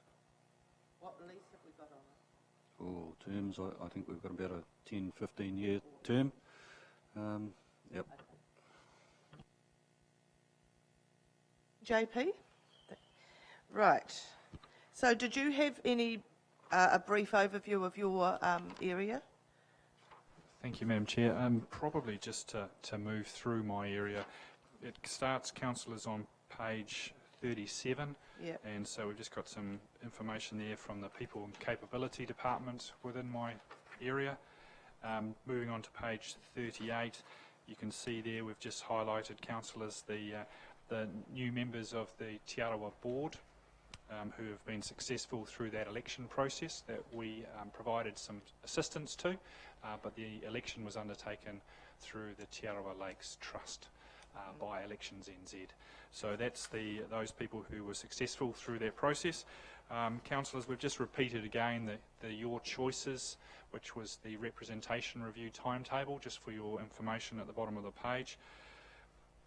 On page 39, councillors, just got some information there about the number of hits on different websites, and really what we're doing now is just tracking how we're going in that space. We're trying to do a lot more about directing traffic, particularly through our Facebook site, but referring basically to our master copy of information as our website. So just try and make sure that's as interactive and up to date as possible, so people feel the urge to go there and see what's happening with council. So there's some information just provided for you there in that space. Happy to answer any questions as we go through. Maybe you'd like to just highlight a couple of things. And so are there any questions at the beginning of, so we'll go back to the beginning of 37, 38 and 39. Councillor McVicker. Madam Chair, top of page 39, branding. Would it be possible to get an indication as to the cost that we have spent to date, I presume, over the last 2 years since we've gone through this process? Because I see a lot of money attached to the two signs down below. I think we could, have we got that, Jeff? The per sticker price for the cars, or the branding down? Okay. Madam Chair, I haven't got the previous year. I think we provided you an indicative budget of what we'd spent on the design last year. I can certainly recirculate that information to councillors if they wish. As far as the signing downstairs, I've got a number which was about $3,300 to complete the two signs on the building. And you mentioned the cars. It's cost us $64 a car.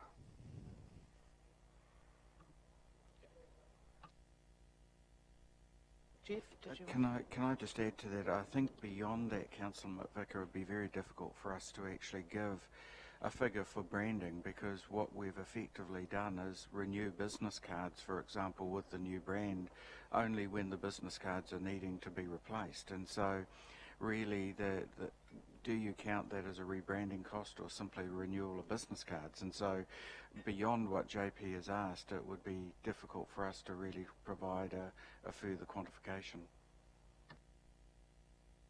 Councillor Kent. Thank you, Madam Chair. My question relates to page 38. Under the Tiaroa Partnership, I note here that it's proposed at the inaugural meeting of the board to sign a memorandum of understanding between the board and council. Have we seen the terms and conditions of this memorandum and approved it, please? Through Madam Chair, what's being proposed is by the Te Aroha board themselves is really just to, a memorandum of understanding is probably too strong a word. It's more a case of saying a sort of a partnership agreement. The intention was that we were going to bring that as a draft document to council on the 17th, so our last meeting, just so you have the opportunity obviously to see what's being proposed, but it really follows the language that we used through our statement of proposal that we used in the special consultative procedure. So if you recall, we talked about some principles and some values that we wanted to have in our partnership with Te Aroha, and so really it's just a case of trying to provide a document that is really symbolic in setting out those relationship values. So we'll be bringing that to council on the 17th. I'm certain that Councillor Kent will be there at 5:30 tonight to talk to the members of the Te Aroha Partnership Board on the values and the spirit of the partnership. It's at 5:30 tonight in the Galley area. But I agree with them. I think a copy of the Memorandum of Understanding should be available to all members before the 17th, so that we can I'm have a sure look it will at it. be. It will be before the 17th. Councillor Gould. Yeah. With the signing of the agreement on the 18th of December, do you want as many councillors as possible to sign that particular document, or is it going to be limited to the Chief Executive and the Mayor?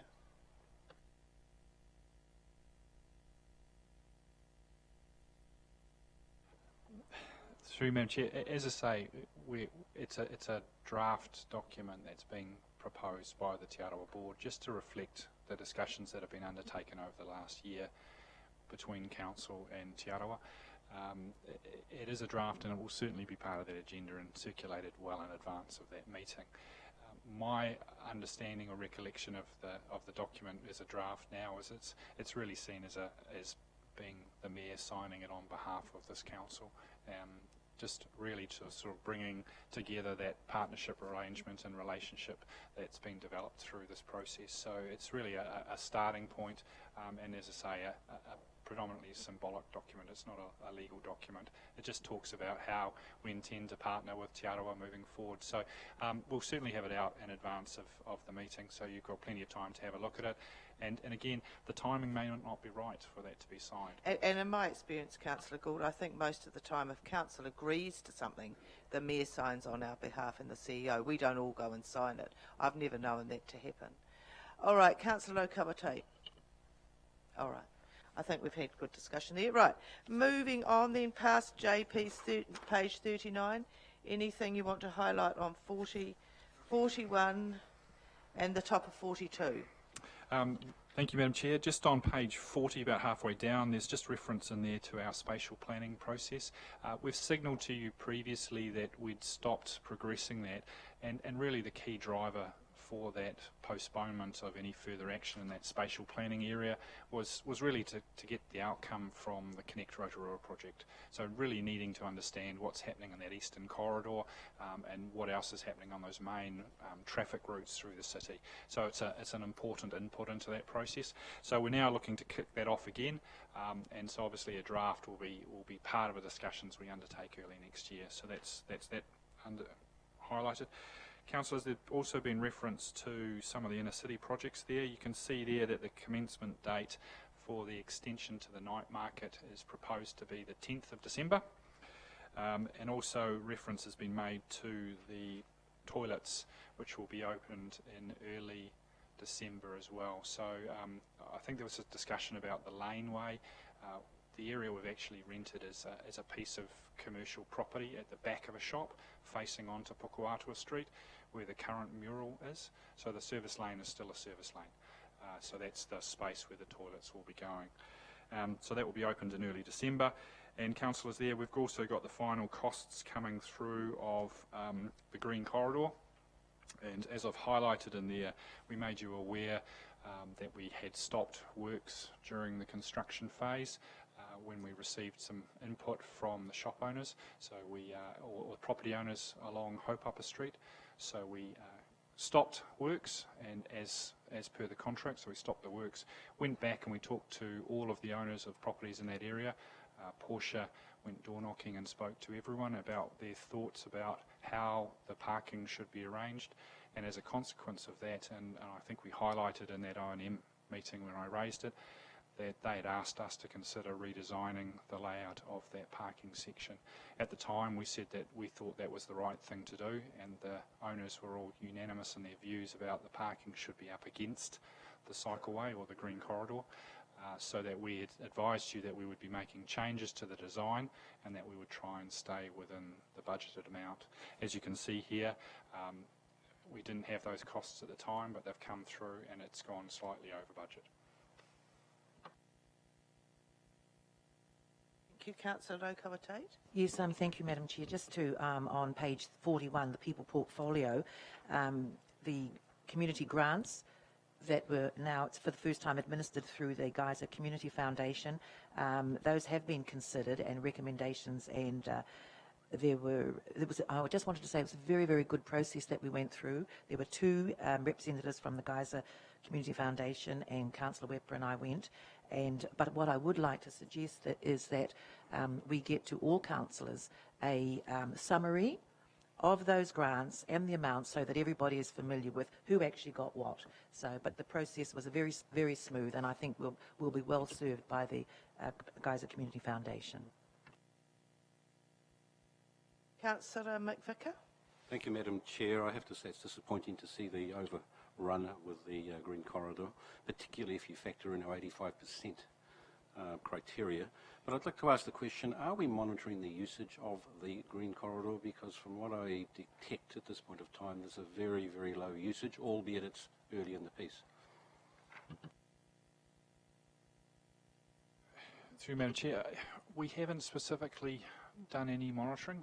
One of the things that we might be looking at is just as we start doing our pedestrian counts, as you know we do quarterly pedestrian counts, we might just look at how that's working. But you're absolutely correct, it is early days. We opened it very much at the tail end of the winter, early autumn, so it's that awareness of it, and we'll see how it develops over the summer. Okay, thank you. Councillor Gould. Yeah. Thank you, JP, for your report. I noticed your comments about the night market on the 10th of December. I take it will be weekly thereafter. And the second question is, will there be a night market on Thursday the 24th of December? That's the day before Christmas.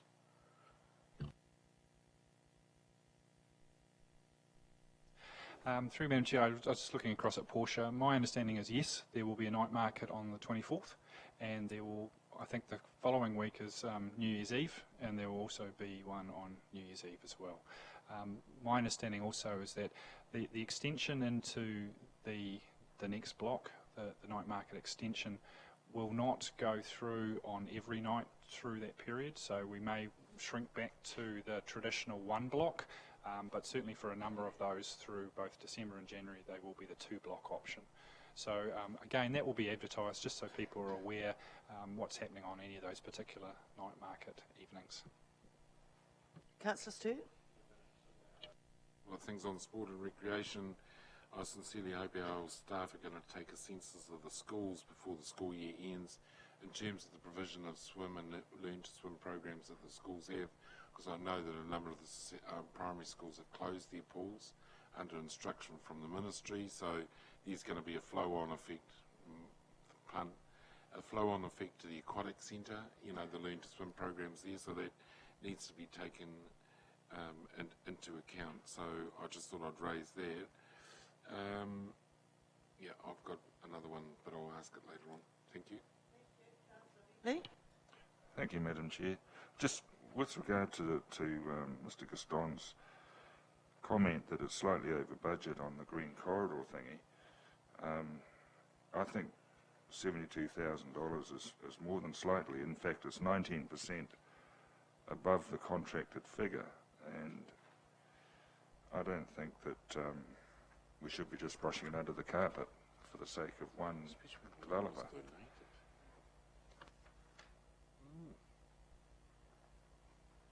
Especially when a lot was donated. 5,000 in the end, wasn't budget, and then we. Madam Chair, the contract figure was $370,000. Yes, yeah. And you add 19% onto that, and that's what it cost us. Yes, but that of course, as JP said, was largely because we actually, and I remember this came actually to operations and monitoring a few meetings ago, because people had actually approached me and others because they were really unhappy with what was happening. And so I asked them to talk to Jeff and JP, and they wanted to change it because we were halfway through a contract, and they just suddenly realised what we were doing, because I think they'd been overseas on holiday or other things were happening in their lives, and they hadn't paid us any attention whatsoever. And they said, oh my goodness, this is going to affect a number of us. So we actually stopped, went back, talked to all those businesses, and because we stopped a contract halfway through, this is what happened. So I guess it's been responsive to our community. So we had the choice to go ahead and just do what we thought we wanted to do, or actually listened, and unfortunately it cost us, and we knew it would cost us. But it did come to us a couple of months ago, and we did say, yes, we agree with this, and we didn't have figures. That's my recollection. And it's unfortunate it's come over budget, but these things do happen, particularly with roads and concrete and things like that. Design change. I know it's annoying, but I think we were made aware of it, in my opinion. All right, moving on. Councillor Kent. Thank you, Madam Chair. I have 3 questions. My first one relates to the city focus, which I went down and had a look at this morning, and apart from receiving a considerable ear bashing from a member of the public, relates to, my question is, the turnaround on the western side of the city focus. Is that being moved? Because if you actually look at the diagram that has been publicised to everyone and superimpose the actual current location of the roundabout, it has moved considerably and would involve the removal of car parks. And I did raise this issue the other day and was advised that no car parks were going to be lost. But is that turnaround being moved or not, please? That's my first question. Through Madam Chair, what we have at the moment is the concept plan, and my understanding from talking to Portia and the staff involved in developing that concept plan, their view is that there would be no loss of parking on any of their streets in that vicinity. So we'll be able to confirm that as we start finalising the detailed design, but at this stage certainly the view is that there would be no impact on the car parking. Thank you. My second question relates to the Green Corridor, and my question is whether the figures that we've seen there actually include the cost of painting all that artwork on it.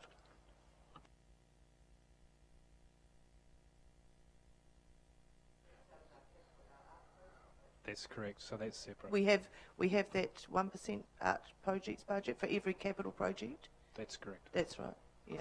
Out of a separate budget. So how much did that actually cost this council? Do we know? We could have that for the next update. Yeah.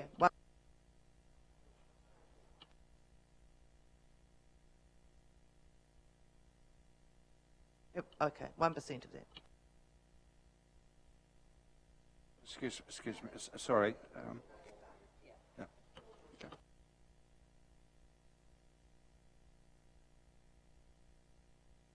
Yes, so the artwork that is in our city that is on Haupapa Street on the Green Corridor was a total of 20,000. They're not complete yet, and it came out of the 1% for arts budget, of which the majority of that arts budget is focusing on the inner city as a 2016 priority. Going into other areas though as well, I'm sure I've seen something happening elsewhere. So you said the majority, so okay, that's fine, thank you. And your last question? Thank you. My last question is over the page.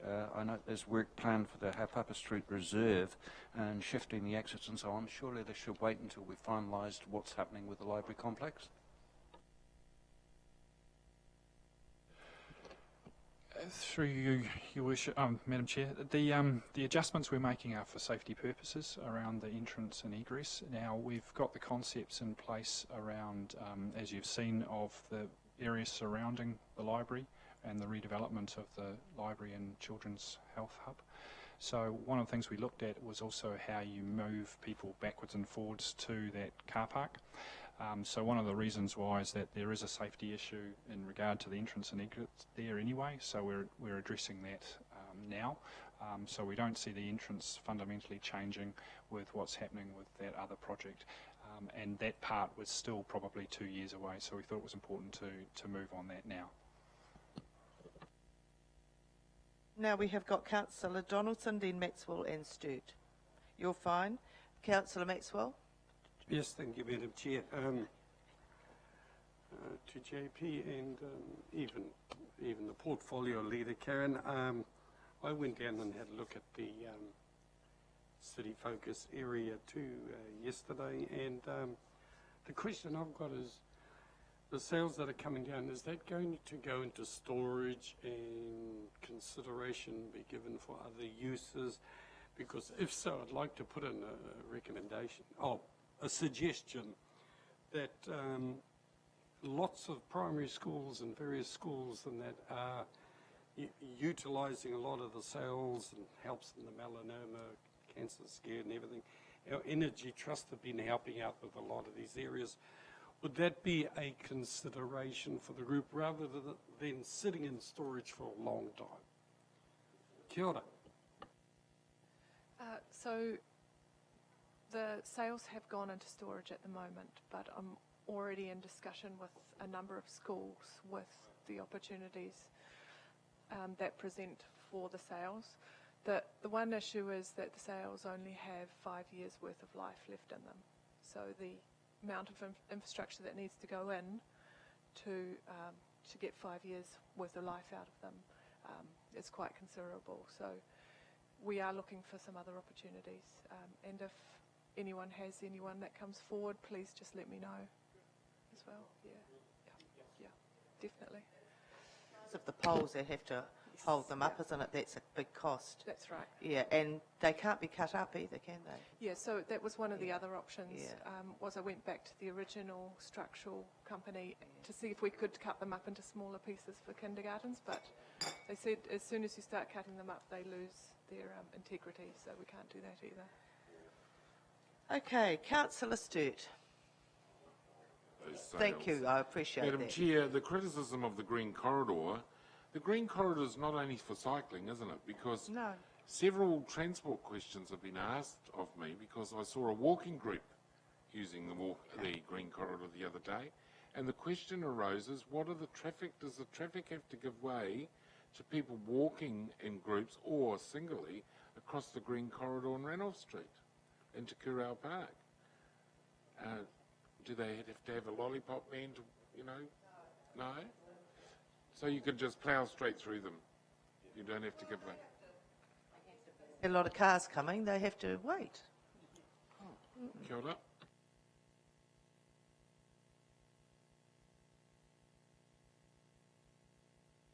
A couple of things I wanted to highlight. The Pukewatua Street toilets, the benefit of that lease site is we now have some storage for the equipment for the night market.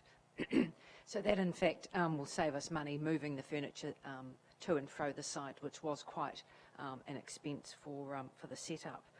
The mural will be repainted on the front of that toilet, so it will blend into the existing artwork there, and it will be open and obviously is in a highly visible space, and we know that we needed a toilet in that environment. Just the other thing about the overrun on the Green Corridor, we flipped the internal bays in the original plan for Hinimoa Street because that was deemed to be the most cost-effective way of doing that design. When we got to Haupapa Street, one retailer highlighted it, and all of the others that were approached agreed that actually, while that was the cheapest option, it actually didn't give us a definitive option. So we chose to go to alter the design to do something that in the end has given us a better result in that part of the city, and that cost. Now, I also would like to remind people that the removal of those inner bays was something that was highlighted to bring up for discussion next year by some of my colleagues. So there will be costs associated with removing any other central bays should we decide to go down that path. I don't think that's been unreasonable. I do think we did the right thing, and I think we responded to the community's request for us to consider an option, and we listened, essentially, and I believe we've come up for that part of town with a result that is met with pretty much universal acceptance by most people I've heard from. Thank you for that, and thank you very much, JP and Portia, who came up in the end. Thank you for that. So now we've got Dave with his performance and delivery group, and it's quite a long report, and I'm hopeful. We are scheduled, just for a bit of housekeeping, we are scheduled to have lunch at 11:30, and we're trying to start on our CCOs at 12. So if councillors would be mindful that perhaps keep your questions brief and relevant, and we will break for lunch at 12, and the CCOs will just have to wait for half an hour because it's very sort of flexible. So hopefully we can get through the next two recommendations in about a half an hour. Do you think that's a reasonable challenge for us? Big challenge.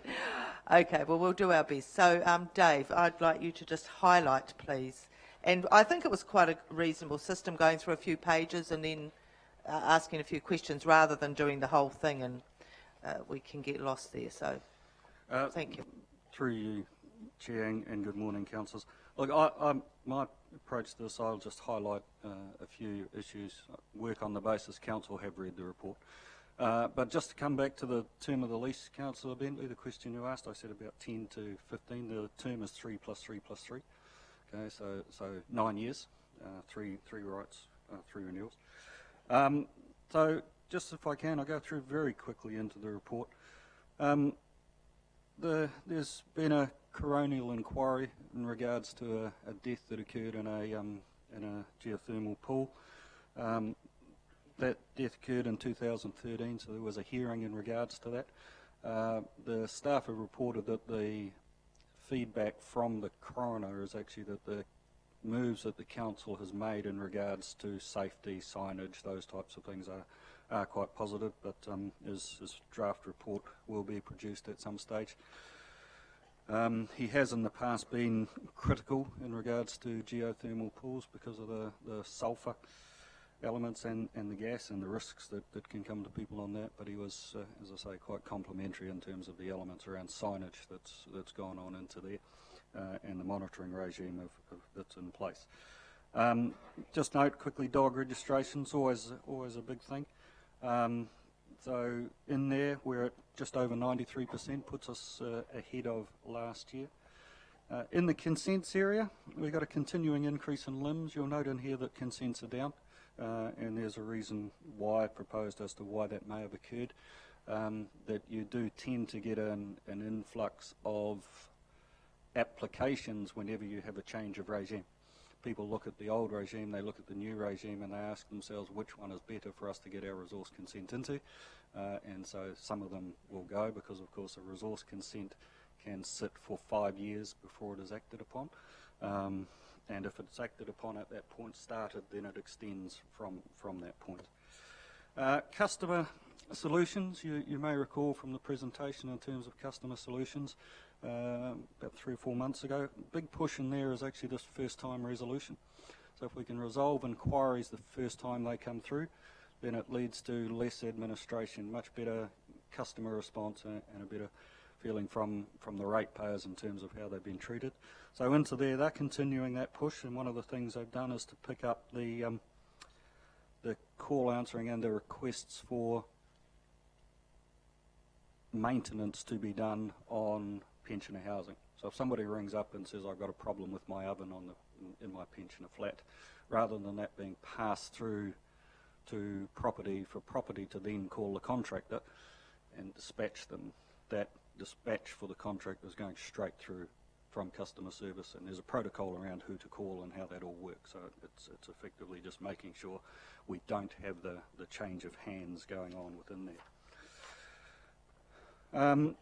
One issue council might like to note, and certainly it's been a factor we've had a little bit of feedback from the public on, is actually the security issues in regards to the library. So there have been issues around increased theft and the library being targeted around that. And that's led the library as a precaution to work on a basis of trying to get people to take their hats off, because what they've found is when things have gone missing, they've gone back and they've looked at the security footage and they found that the person is not able to be identified. Since that's happened, there have been much greater identification of people, led to, I think, 2, maybe 3 arrests in regards to that, and we expect to see a continuing improvement in that. We have had discussions with the staff in terms of the manner in which they approach people for that, and that's being worked through, and it is a thing we're closely monitoring, because you can get quite a lot of negative feedback about that whenever you ask somebody, would you mind removing your cap and your glasses and so on. So that is actually being watched. Quite a lot of work going on in the library in terms of Māori program.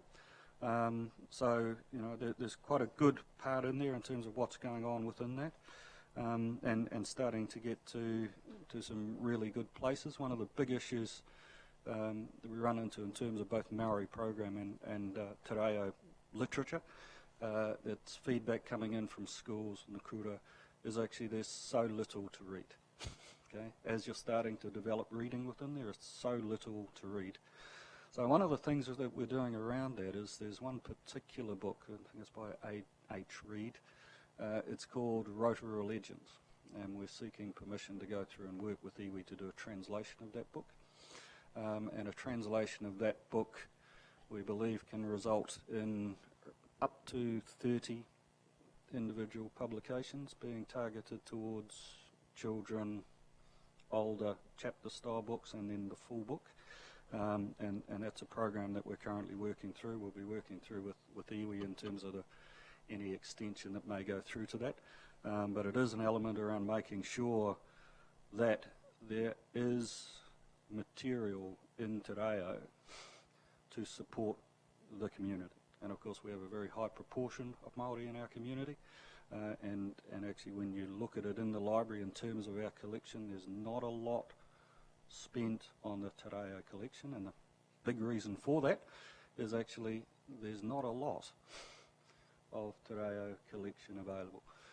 And across New Zealand, virtually every book that's written in Te Reo gets picked up by every library in the country, and all of the kura in the country, so that it actually supports their programs. So quite a element going into that, and making sure we're supporting the entire community within that. So it's not just around iwi, but it's supporting the entire community. I'll break for questions at that point. A few there. Councillor Maxwell was first off the block. Yeah, I just want to comment that there was a positive article on Te Karere last night's TV program regarding some of the good work that our council is doing, and especially highlighted the staff, any of the staff, not in for the library but for over here. So a very positive one, if any others had seen it or collected on demand. So I think it's a good program. And we did win an award 2 years ago in Te Reo section for the library down here at the Energy Centre when it was held here last 2 years ago. Thank you. I'm particularly interested in the book by A.H. Reid, and will all the other libraries around the country pick up those translations when they come through? And is there a possibility to link it with our animation college here and get some animation worked up along with those same legends as part of that project? The work that's been done by the library team in talking with other libraries, we absolutely know that all of the libraries in the country will have an uptake of this book. Right? It fits in with all of their policies. As I say, the big issue that we run into with Te Reo across all of the libraries and most of the schools, so any school which is in Te Reo, struggles to get enough variety to be able to continue to encourage people to read. You know, with the numbers that are out there, you can get to having exhausted, and most of the libraries have, and a number of schools have. And that's a big push that that Haki has been working on with the schools. How and what can we do to support that? So we are very confident that each one of those libraries will pick up every book. Question, so is there a possibility for us to, I guess, make some money off this proposal and like we do with our plants and become a centre where we actually build on that translation? That's the long-term view. Yeah. So the long-term view really is that we'll get the translation done, because we really need to understand how long it will take to do the various translations. So on that regard, we're sort of experimenting at this stage. Then once we've got those translations, we'll move on to the next step. But the view that we would like to get to is actually that it effectively becomes a self-sustaining fund, and whatever money you raise either through fundraising or through sales goes back in to promoting and growing what goes on within there. So that's the goal. Councillor Kent. Thank you, Madam Chair. My question relates to consents. I understand that the Council is supplying the number and value of new dwellings consented on a monthly basis to Department of Statistics, who on their website actually give figures for the whole of Bay of Plenty broken down by every month. The reason I ask this is because the other day we heard from Mr. Steiner about a very significant increase in the number of new dwelling consents that he quoted, whereas someone has pointed out to me and given me a page here from Building Today, which actually compares, if you look at, say, July and August, the number of new dwellings consented in Rotorua District was 23. New Plymouth District, for example, in the same 2-month period was 62, Taupo 42, Whangarei 94, and so on. So I think these figures are quite significant, and they are figures that we are being rated on by other members of the public and by the industry. So perhaps we could have them on a regular basis, please. Council, it's up to the committee really to decide the frequency. One thing I would say is they are provided on a regular basis. I think the question that you're asking is that you would like them on a more frequent basis. So that's fine. We have no issue with that, but they do go into our quarterly report in terms of what's going on within there. The quarterly report is obviously by definition regular. It occurs once every quarter. So if you would like them more frequently, then that's not a major problem. I'm not going to have a huge discussion on that. If it comes up at some point, we can have a discussion if we would like it more than quarterly. I think quarterly is quite sufficient at the moment. But I'm getting to you, Councillor McVicker. We now have Councillor Sturt, Gould and then McVicker. With your last comments, Madam Chair, otherwise we get selective. Some things come out monthly, some come out 2 monthly. Quarterly for everything is fine. Just on the compliance solutions, had a number of members of the public, and it's interesting to notice you say there are urgent outstanding issues of concern to achieve compliance with the building warrant of fitness, but there is concern around that area right across the road from a library as to what the building is actually going to be used for. So I just wondered if that was appropriate at a confidential time to make sure that they're complying with other regulations in terms of whatever they're using that for. And the other one is the Tachikawa Peterson's Mill, the lumber cube company. I'm not opposed to that at all, but the constant din for the people in Ngāpuna is becoming unbearable. I just wondered whether we can expedite the monitoring in November and make it a priority if we can, Dave, because those people have to live there with that all the time, and I've had complaints from Tarawera Road, Linmore Ave, Selwyn Road, etc. So it has the noise is having an impact I don't want to run them out of town, and I know that you're working with the people as well.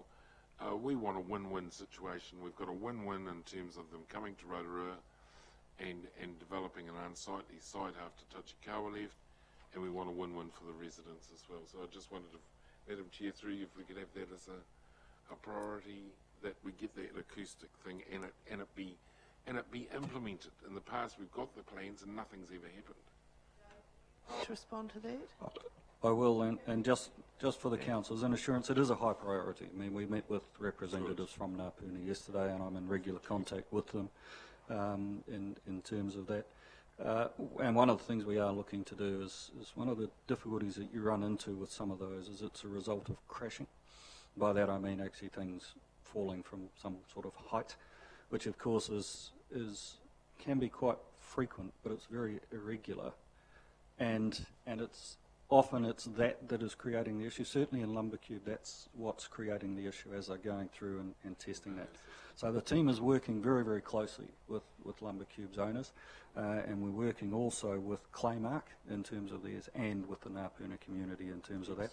Some of the things that we're working on within there is actually sound recording material, instrumentation that you install at a place, whereas at the moment our detectors are handheld, so they require somebody to be there to operate that.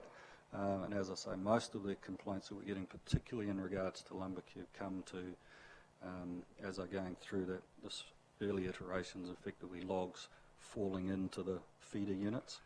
And by that, they're not sort of falling in the craters going in the, dropping a short distance. And of course, that creates quite a crash. And they're currently working through what can be done in regards to that quite proactively with the organisation. Soundproofing. Yeah. Thank you.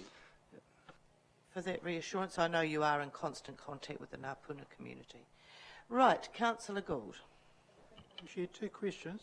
First question is on page 43. With the consent solutions, you've got the last paragraph, consent solutions team is working away at improvements, however at the moment been delayed.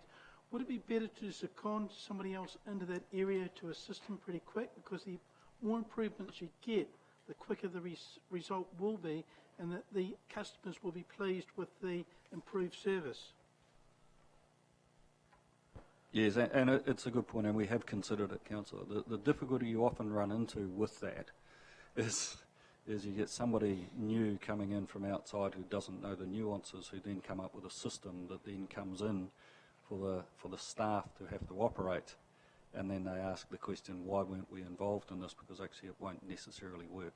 So, and so there is a balance in there. We have got into there a business analyst who's working with them full time to pick up those projects, but it has been a very busy last 6 months for the staff on the ground to be able to be pulled out for even a short period of time to be able to facilitate on that, and there have been a couple of staff movements into the mix of that. But it is a very high priority for us, because as you say, and one thing I will say is they've made a lot of progress in there in terms of those system changes. So at the moment, the last one they worked on, which was a trial, was actually around streaming applications that came in, so that they could ask the question, is this a complicated consent, is this an easy consent? If it's an easy consent, it goes into the easy consent pile so that it can be done and get out.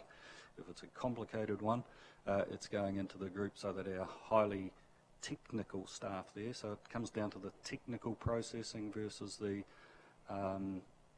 technical judgment. Okay, so does this require a high level of judgment in terms of does it comply, does it not, or is it actually, it fits these rules, therefore it's quite a straightforward, I tick the boxes and it can go through. So there's quite a lot going in within there across a range of elements. Don't want us to continue, sorry, I am aware of time. I've got my second question. It's not the same one? No. Oh, that's good. Page 45, are those green figures pluses or minuses? I think they're pluses in the percentage terms.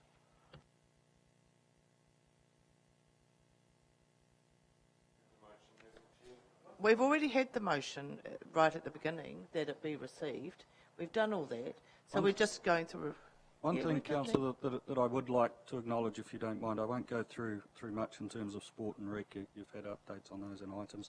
I won't go through transport. But one thing I would really like to note, because they sit at... There was Councillor McVicker was been waiting a while. So just let him ask his question and then we'll let you quickly. Thank you, Madam Chair. I'll try and be quick. With regard to the issue that Councillor Kent raised regarding building permits, can I suggest that we have some consistency in our measurement of our building growth? And it's good to see in the first instance that we are improving, but to report building consents as against new dwellings is misleading. For example, we show on page 43, 109 building consents. That can be for decks, for fences, for fireplaces, whatever, whereas the real and only measure is new dwellings. And I can tell you that in the 4 months to October, we've had 32 for the 4-month period compared to 26 the previous year. So we are advancing, albeit we're very, very way down, pretty small in relation to Tauranga, who in the 1 month of October had 136 new dwellings compared to, I don't know what our figure was because I haven't seen it. But we need to be, make sure we get our facts and consistently report on these benchmarks. Thank you. Okay, right. Thank you, Dave. And just one final point I would like to cover specifically, and that comes down wastewater and water sits at the back of the report. That's a busy group, as you know. One thing I would particularly like to highlight, and it's on page 55 around the wastewater treatment plant, and it's actually to give quite a lot of kudos to the staff down there. We've got a really good team down at the wastewater treatment plant. And what you'll notice in there is a storm event on the 20th of September 2015. Now, storm events and rain events create quite a lot of infiltration and inflow into the sewage treatment plant. And what that means is that the team down there, which is a very dedicated team, very professional team, is often working 24 hours a day to ensure that the flows that are going into there are being controlled and don't overflow. Right. Now, overflow is an issue with many sewerage systems around the country, and the element that you run into is that when you get a rain event, you have water leaking into the pipes, but you also have storm water on people's property which is connected to the system. So what it does is it creates quite a big lift in the flow, and of course as that's going through, that's getting mixed in with everything else. So one of the things I would like to acknowledge actually is the sterling work that they do down there on a very, very regular basis, where they're working quite long hours to make sure that we don't get overflows, because if overflows occur, of course, they go into the lake and nobody wants to have sewage overflow. So we have not had an overflow. When I asked the question, it must be nearly 5.5 years without having an overflow, and I think we work incredibly hard, and they work incredibly hard in terms of balancing that and the things that they can do to ensure that we do not get overflow. So I just wanted to acknowledge that, Councillor. Any other questions on the rest of Dave's report? Councillor Sring? Matter of curiosity, pump stations, 3 pumps lifted and cleaned. Can you tell me whether they were in one area or spread across the areas we have under pumps, grinder pumps? Councillor, I'll have to get Andy to address the specific details.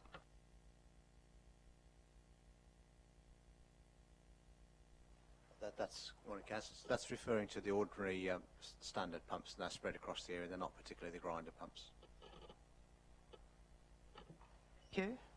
And it's actually excellent news to know we haven't had any overflows over the last 5.5 years. That's as you say, a credit to this hard work of the staff. Thank you very much, Dave, for your report. All right, moving on now to page 57, and we've just got this one to go before lunch. Could I have someone please move a recommendation 3? Thank you. Moved by Councillor Donaldson, seconded by Councillor Gould, that the report 2015-16 Capital Works Programme forecast be received. All in favour, please say aye. Against? Carried. Mr. do you want to highlight anything at all? Madam Chair, I do have a presentation. I'm aware I'm on the clock, so I will proceed to that pace. Councillors, just to remind you briefly that the funding envelope does cover 85% of the capital works program that's underneath. So as Dave mentioned before, the list of capital works is longer than the funding available. Just to remind you that the last 6 years we've averaged less than 74%. So the 85% funding level set was based on a conservative view of the last 6 years. As well, that it's not managed by cutting programs. It's naturally managed by the fact that we have delays in projects, that some projects come in under what the budget was set and some projects are actually cancelled as well. And by the combination of these, what you find is that we don't do 100% of our program, and as shown that we average about 74%. The program itself this year, there has been some commentary around what is it actually made up of. So just to remind you that there are two things. So there's the renewal of existing assets, which makes up $21 million of the 34 million, or 62%. And then of the balance, which is 13 million, which is improvements to levels of service. By far the bulk of that relates to infrastructure as well, so improving our roading, water, sewage and refuse, our parks and our open spaces, our community facilities, and you'll see there that the balance is made up of inner city revitalisation. So when you do look at the overall program together overall, and you take the 21 million plus the bulk of the level of service, by far the majority of it, if not nearly all of it, is tied to infrastructure spending, renewal or improvements to our infrastructure. And just to show you graphically, some people don't like numbers. How does it look on a pie chart? You'll see that 62% is tied to our infrastructure. The rest is the big slices of the pie, our community facilities, our open spaces and parks and recreation. And governance does make up 10%, and that's mainly tied to our ERP replacement, which obviously is a core internal infrastructure. The pleasing thing is that our spend to date is 4.9 million, so it's 14% of the total funding that was being set. And at this stage, we have a rather optimistic view of what we will spend of 32.5 against the overall budget of 34.4. So based on that, with regards to the overall program, the funding was set at 85%. We are actually forecast to spend 80% of the program at this stage. And as I said, I do believe that it is optimistic, and that as the year progresses, we will find naturally that other projects will be delayed, costs may come down, and those sorts of things will occur. A really good snapshot, thanks Thomas. Yep. And I think when you say optimistic, you mean actually we might probably spend less because we won't manage to do all the projects. As I said, the managers are optimistic in what they think that they will achieve, as you know, weather and all those sorts of things tend to get in the way. Yep. Yeah. Okay, and it's good to say they naturally fall off rather than us trying to pick and choose things. So, Councillor Sturt. A question, Madam Chair. Do we leave that to staff to make an executive decision as to what falls off and what doesn't? I think the point I got from Thomas, I'll just reiterate, is that it's naturally occurring. It's what they can manage in the design and the timing and all of that. Yeah, so I think there's no point picking and choosing. If the reasons are that they can't do it because the timing's wrong or the shared funding doesn't come to hand, I mean, we should still know about those because they used to be called carried forwards. Yes. Okay, so how do you propose to let us know what, I guess it's early in the year, but how do you propose to let us know, at what point will we know what we've been able to do and not do? Well, we do that now, know that now. I think the key is, councillors, that we don't get into a room and we get our list and we say, right, what do we, just to clarify, what do we need to reduce to fit in our funding? That these are the things that the engineers and the managers just work on and say, with regards to where things fall.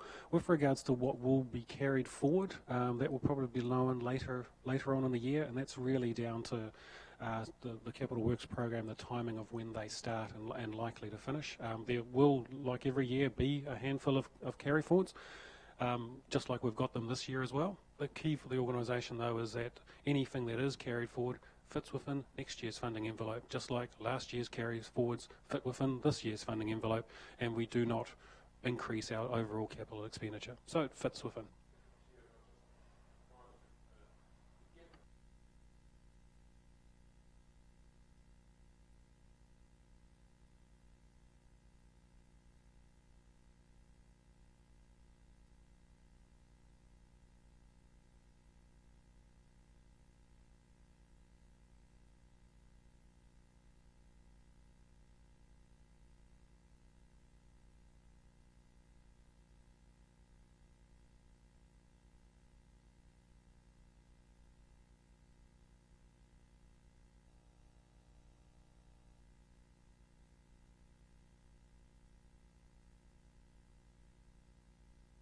will come through to us in due course. Yeah, thank you, Councillor. Oh, Your Worship. So I do have a number of slides left, and that may actually answer some of these questions. So as you can see, there's the overall. I think the significant changes is that 800,000 has been brought forward from the Children's Health Centre funding. Open Spaces, as indicated before, are spending 100% of their works program. The pleasing thing there is that the majority of that is also receives capital subsidy from NZTA, so therefore the forecast revenue for capital subsidy also goes up appropriately. The decreases to date are the Performing Arts Centre, so that actually has stopped further pending further investigation, and that's because RECT has actually said that they will not be providing any funding. TRX has been reduced by 3 million, and that's around timing, and Dave Foster will be able to update you later on that one. And the big one really is the stormwater renewal program. Hasn't been had to be spent as first anticipated, and the ERP replacement. Well, I don't think it is. Sorry, Councillor, it's not poor service. Just a minute, Councillor Sturt. Just please call. Oh, okay. I'm just sorry. I'm just saying, Councillor Sturt, can you just not interject while Thomas is just do the normal process, putting your hand up, please. No, okay, Councillor Sturt. Thank you. Right, Thomas. My apologies, Councillor. And the one of significant, the one is the ERP replacement, and that's just the timing as well with regards to when that project is scheduled to kick off. We're looking at going to market in January, so that project will probably go over the remainder of this year and into the next financial year. But as I said, anything that does carry forward will be managed in next year's funding envelope.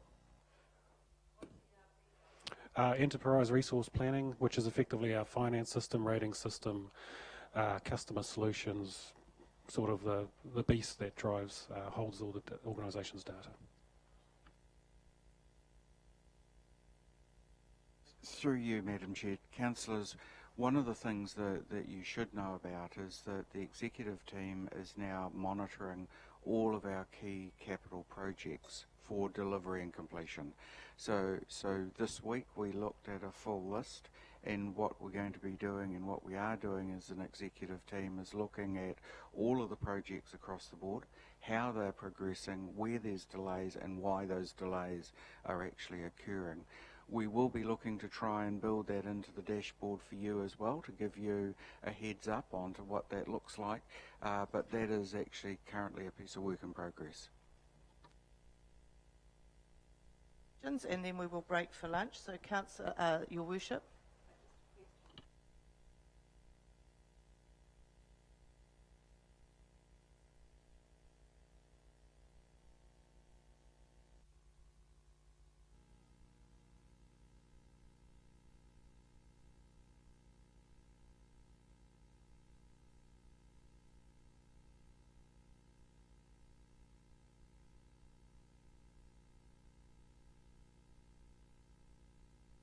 Morrison Performing Arts Centre, and that's a pity, but there are a bunch of others that are seen as partnership funded and will only proceed when we get the investor, and I think they'd be good to have in the pie graph as well, because it's another cluster, and they're interesting because they're innovative, and they just simply can't proceed if we don't get the investor. Correct, Your Worship. What we can do is extract those out of the other slices of the pie and can create a separate slice so the members can have some visibility on those. Yes. Councillor Kent. Thank you, Madam Chair. My question is, first question, if the TRX project has been forecast down by $3 million and Sir Morrison Performing Arts Centre has been forecast down by $1 million or so, why are we only forecasting 1.9 million lower than budget? As explained, Councillor, that gap has been filled by Roading doing 100% of their program, along with Water Solutions doing 100% of theirs, and Parks Open Spaces has some carry forwards from last year as well. Okay, my second question is, I understood we were to receive a full report on TRX in November? Coming in our confidential part of our meeting today. So we haven't had it distributed to us to examine before the meeting? No. No, we haven't. Coming confidential. All right. So I propose now we break for lunch at 12:30. I know it's only 25 minutes, but that will just have to be long enough. We'll come back at 12:30. Thank you.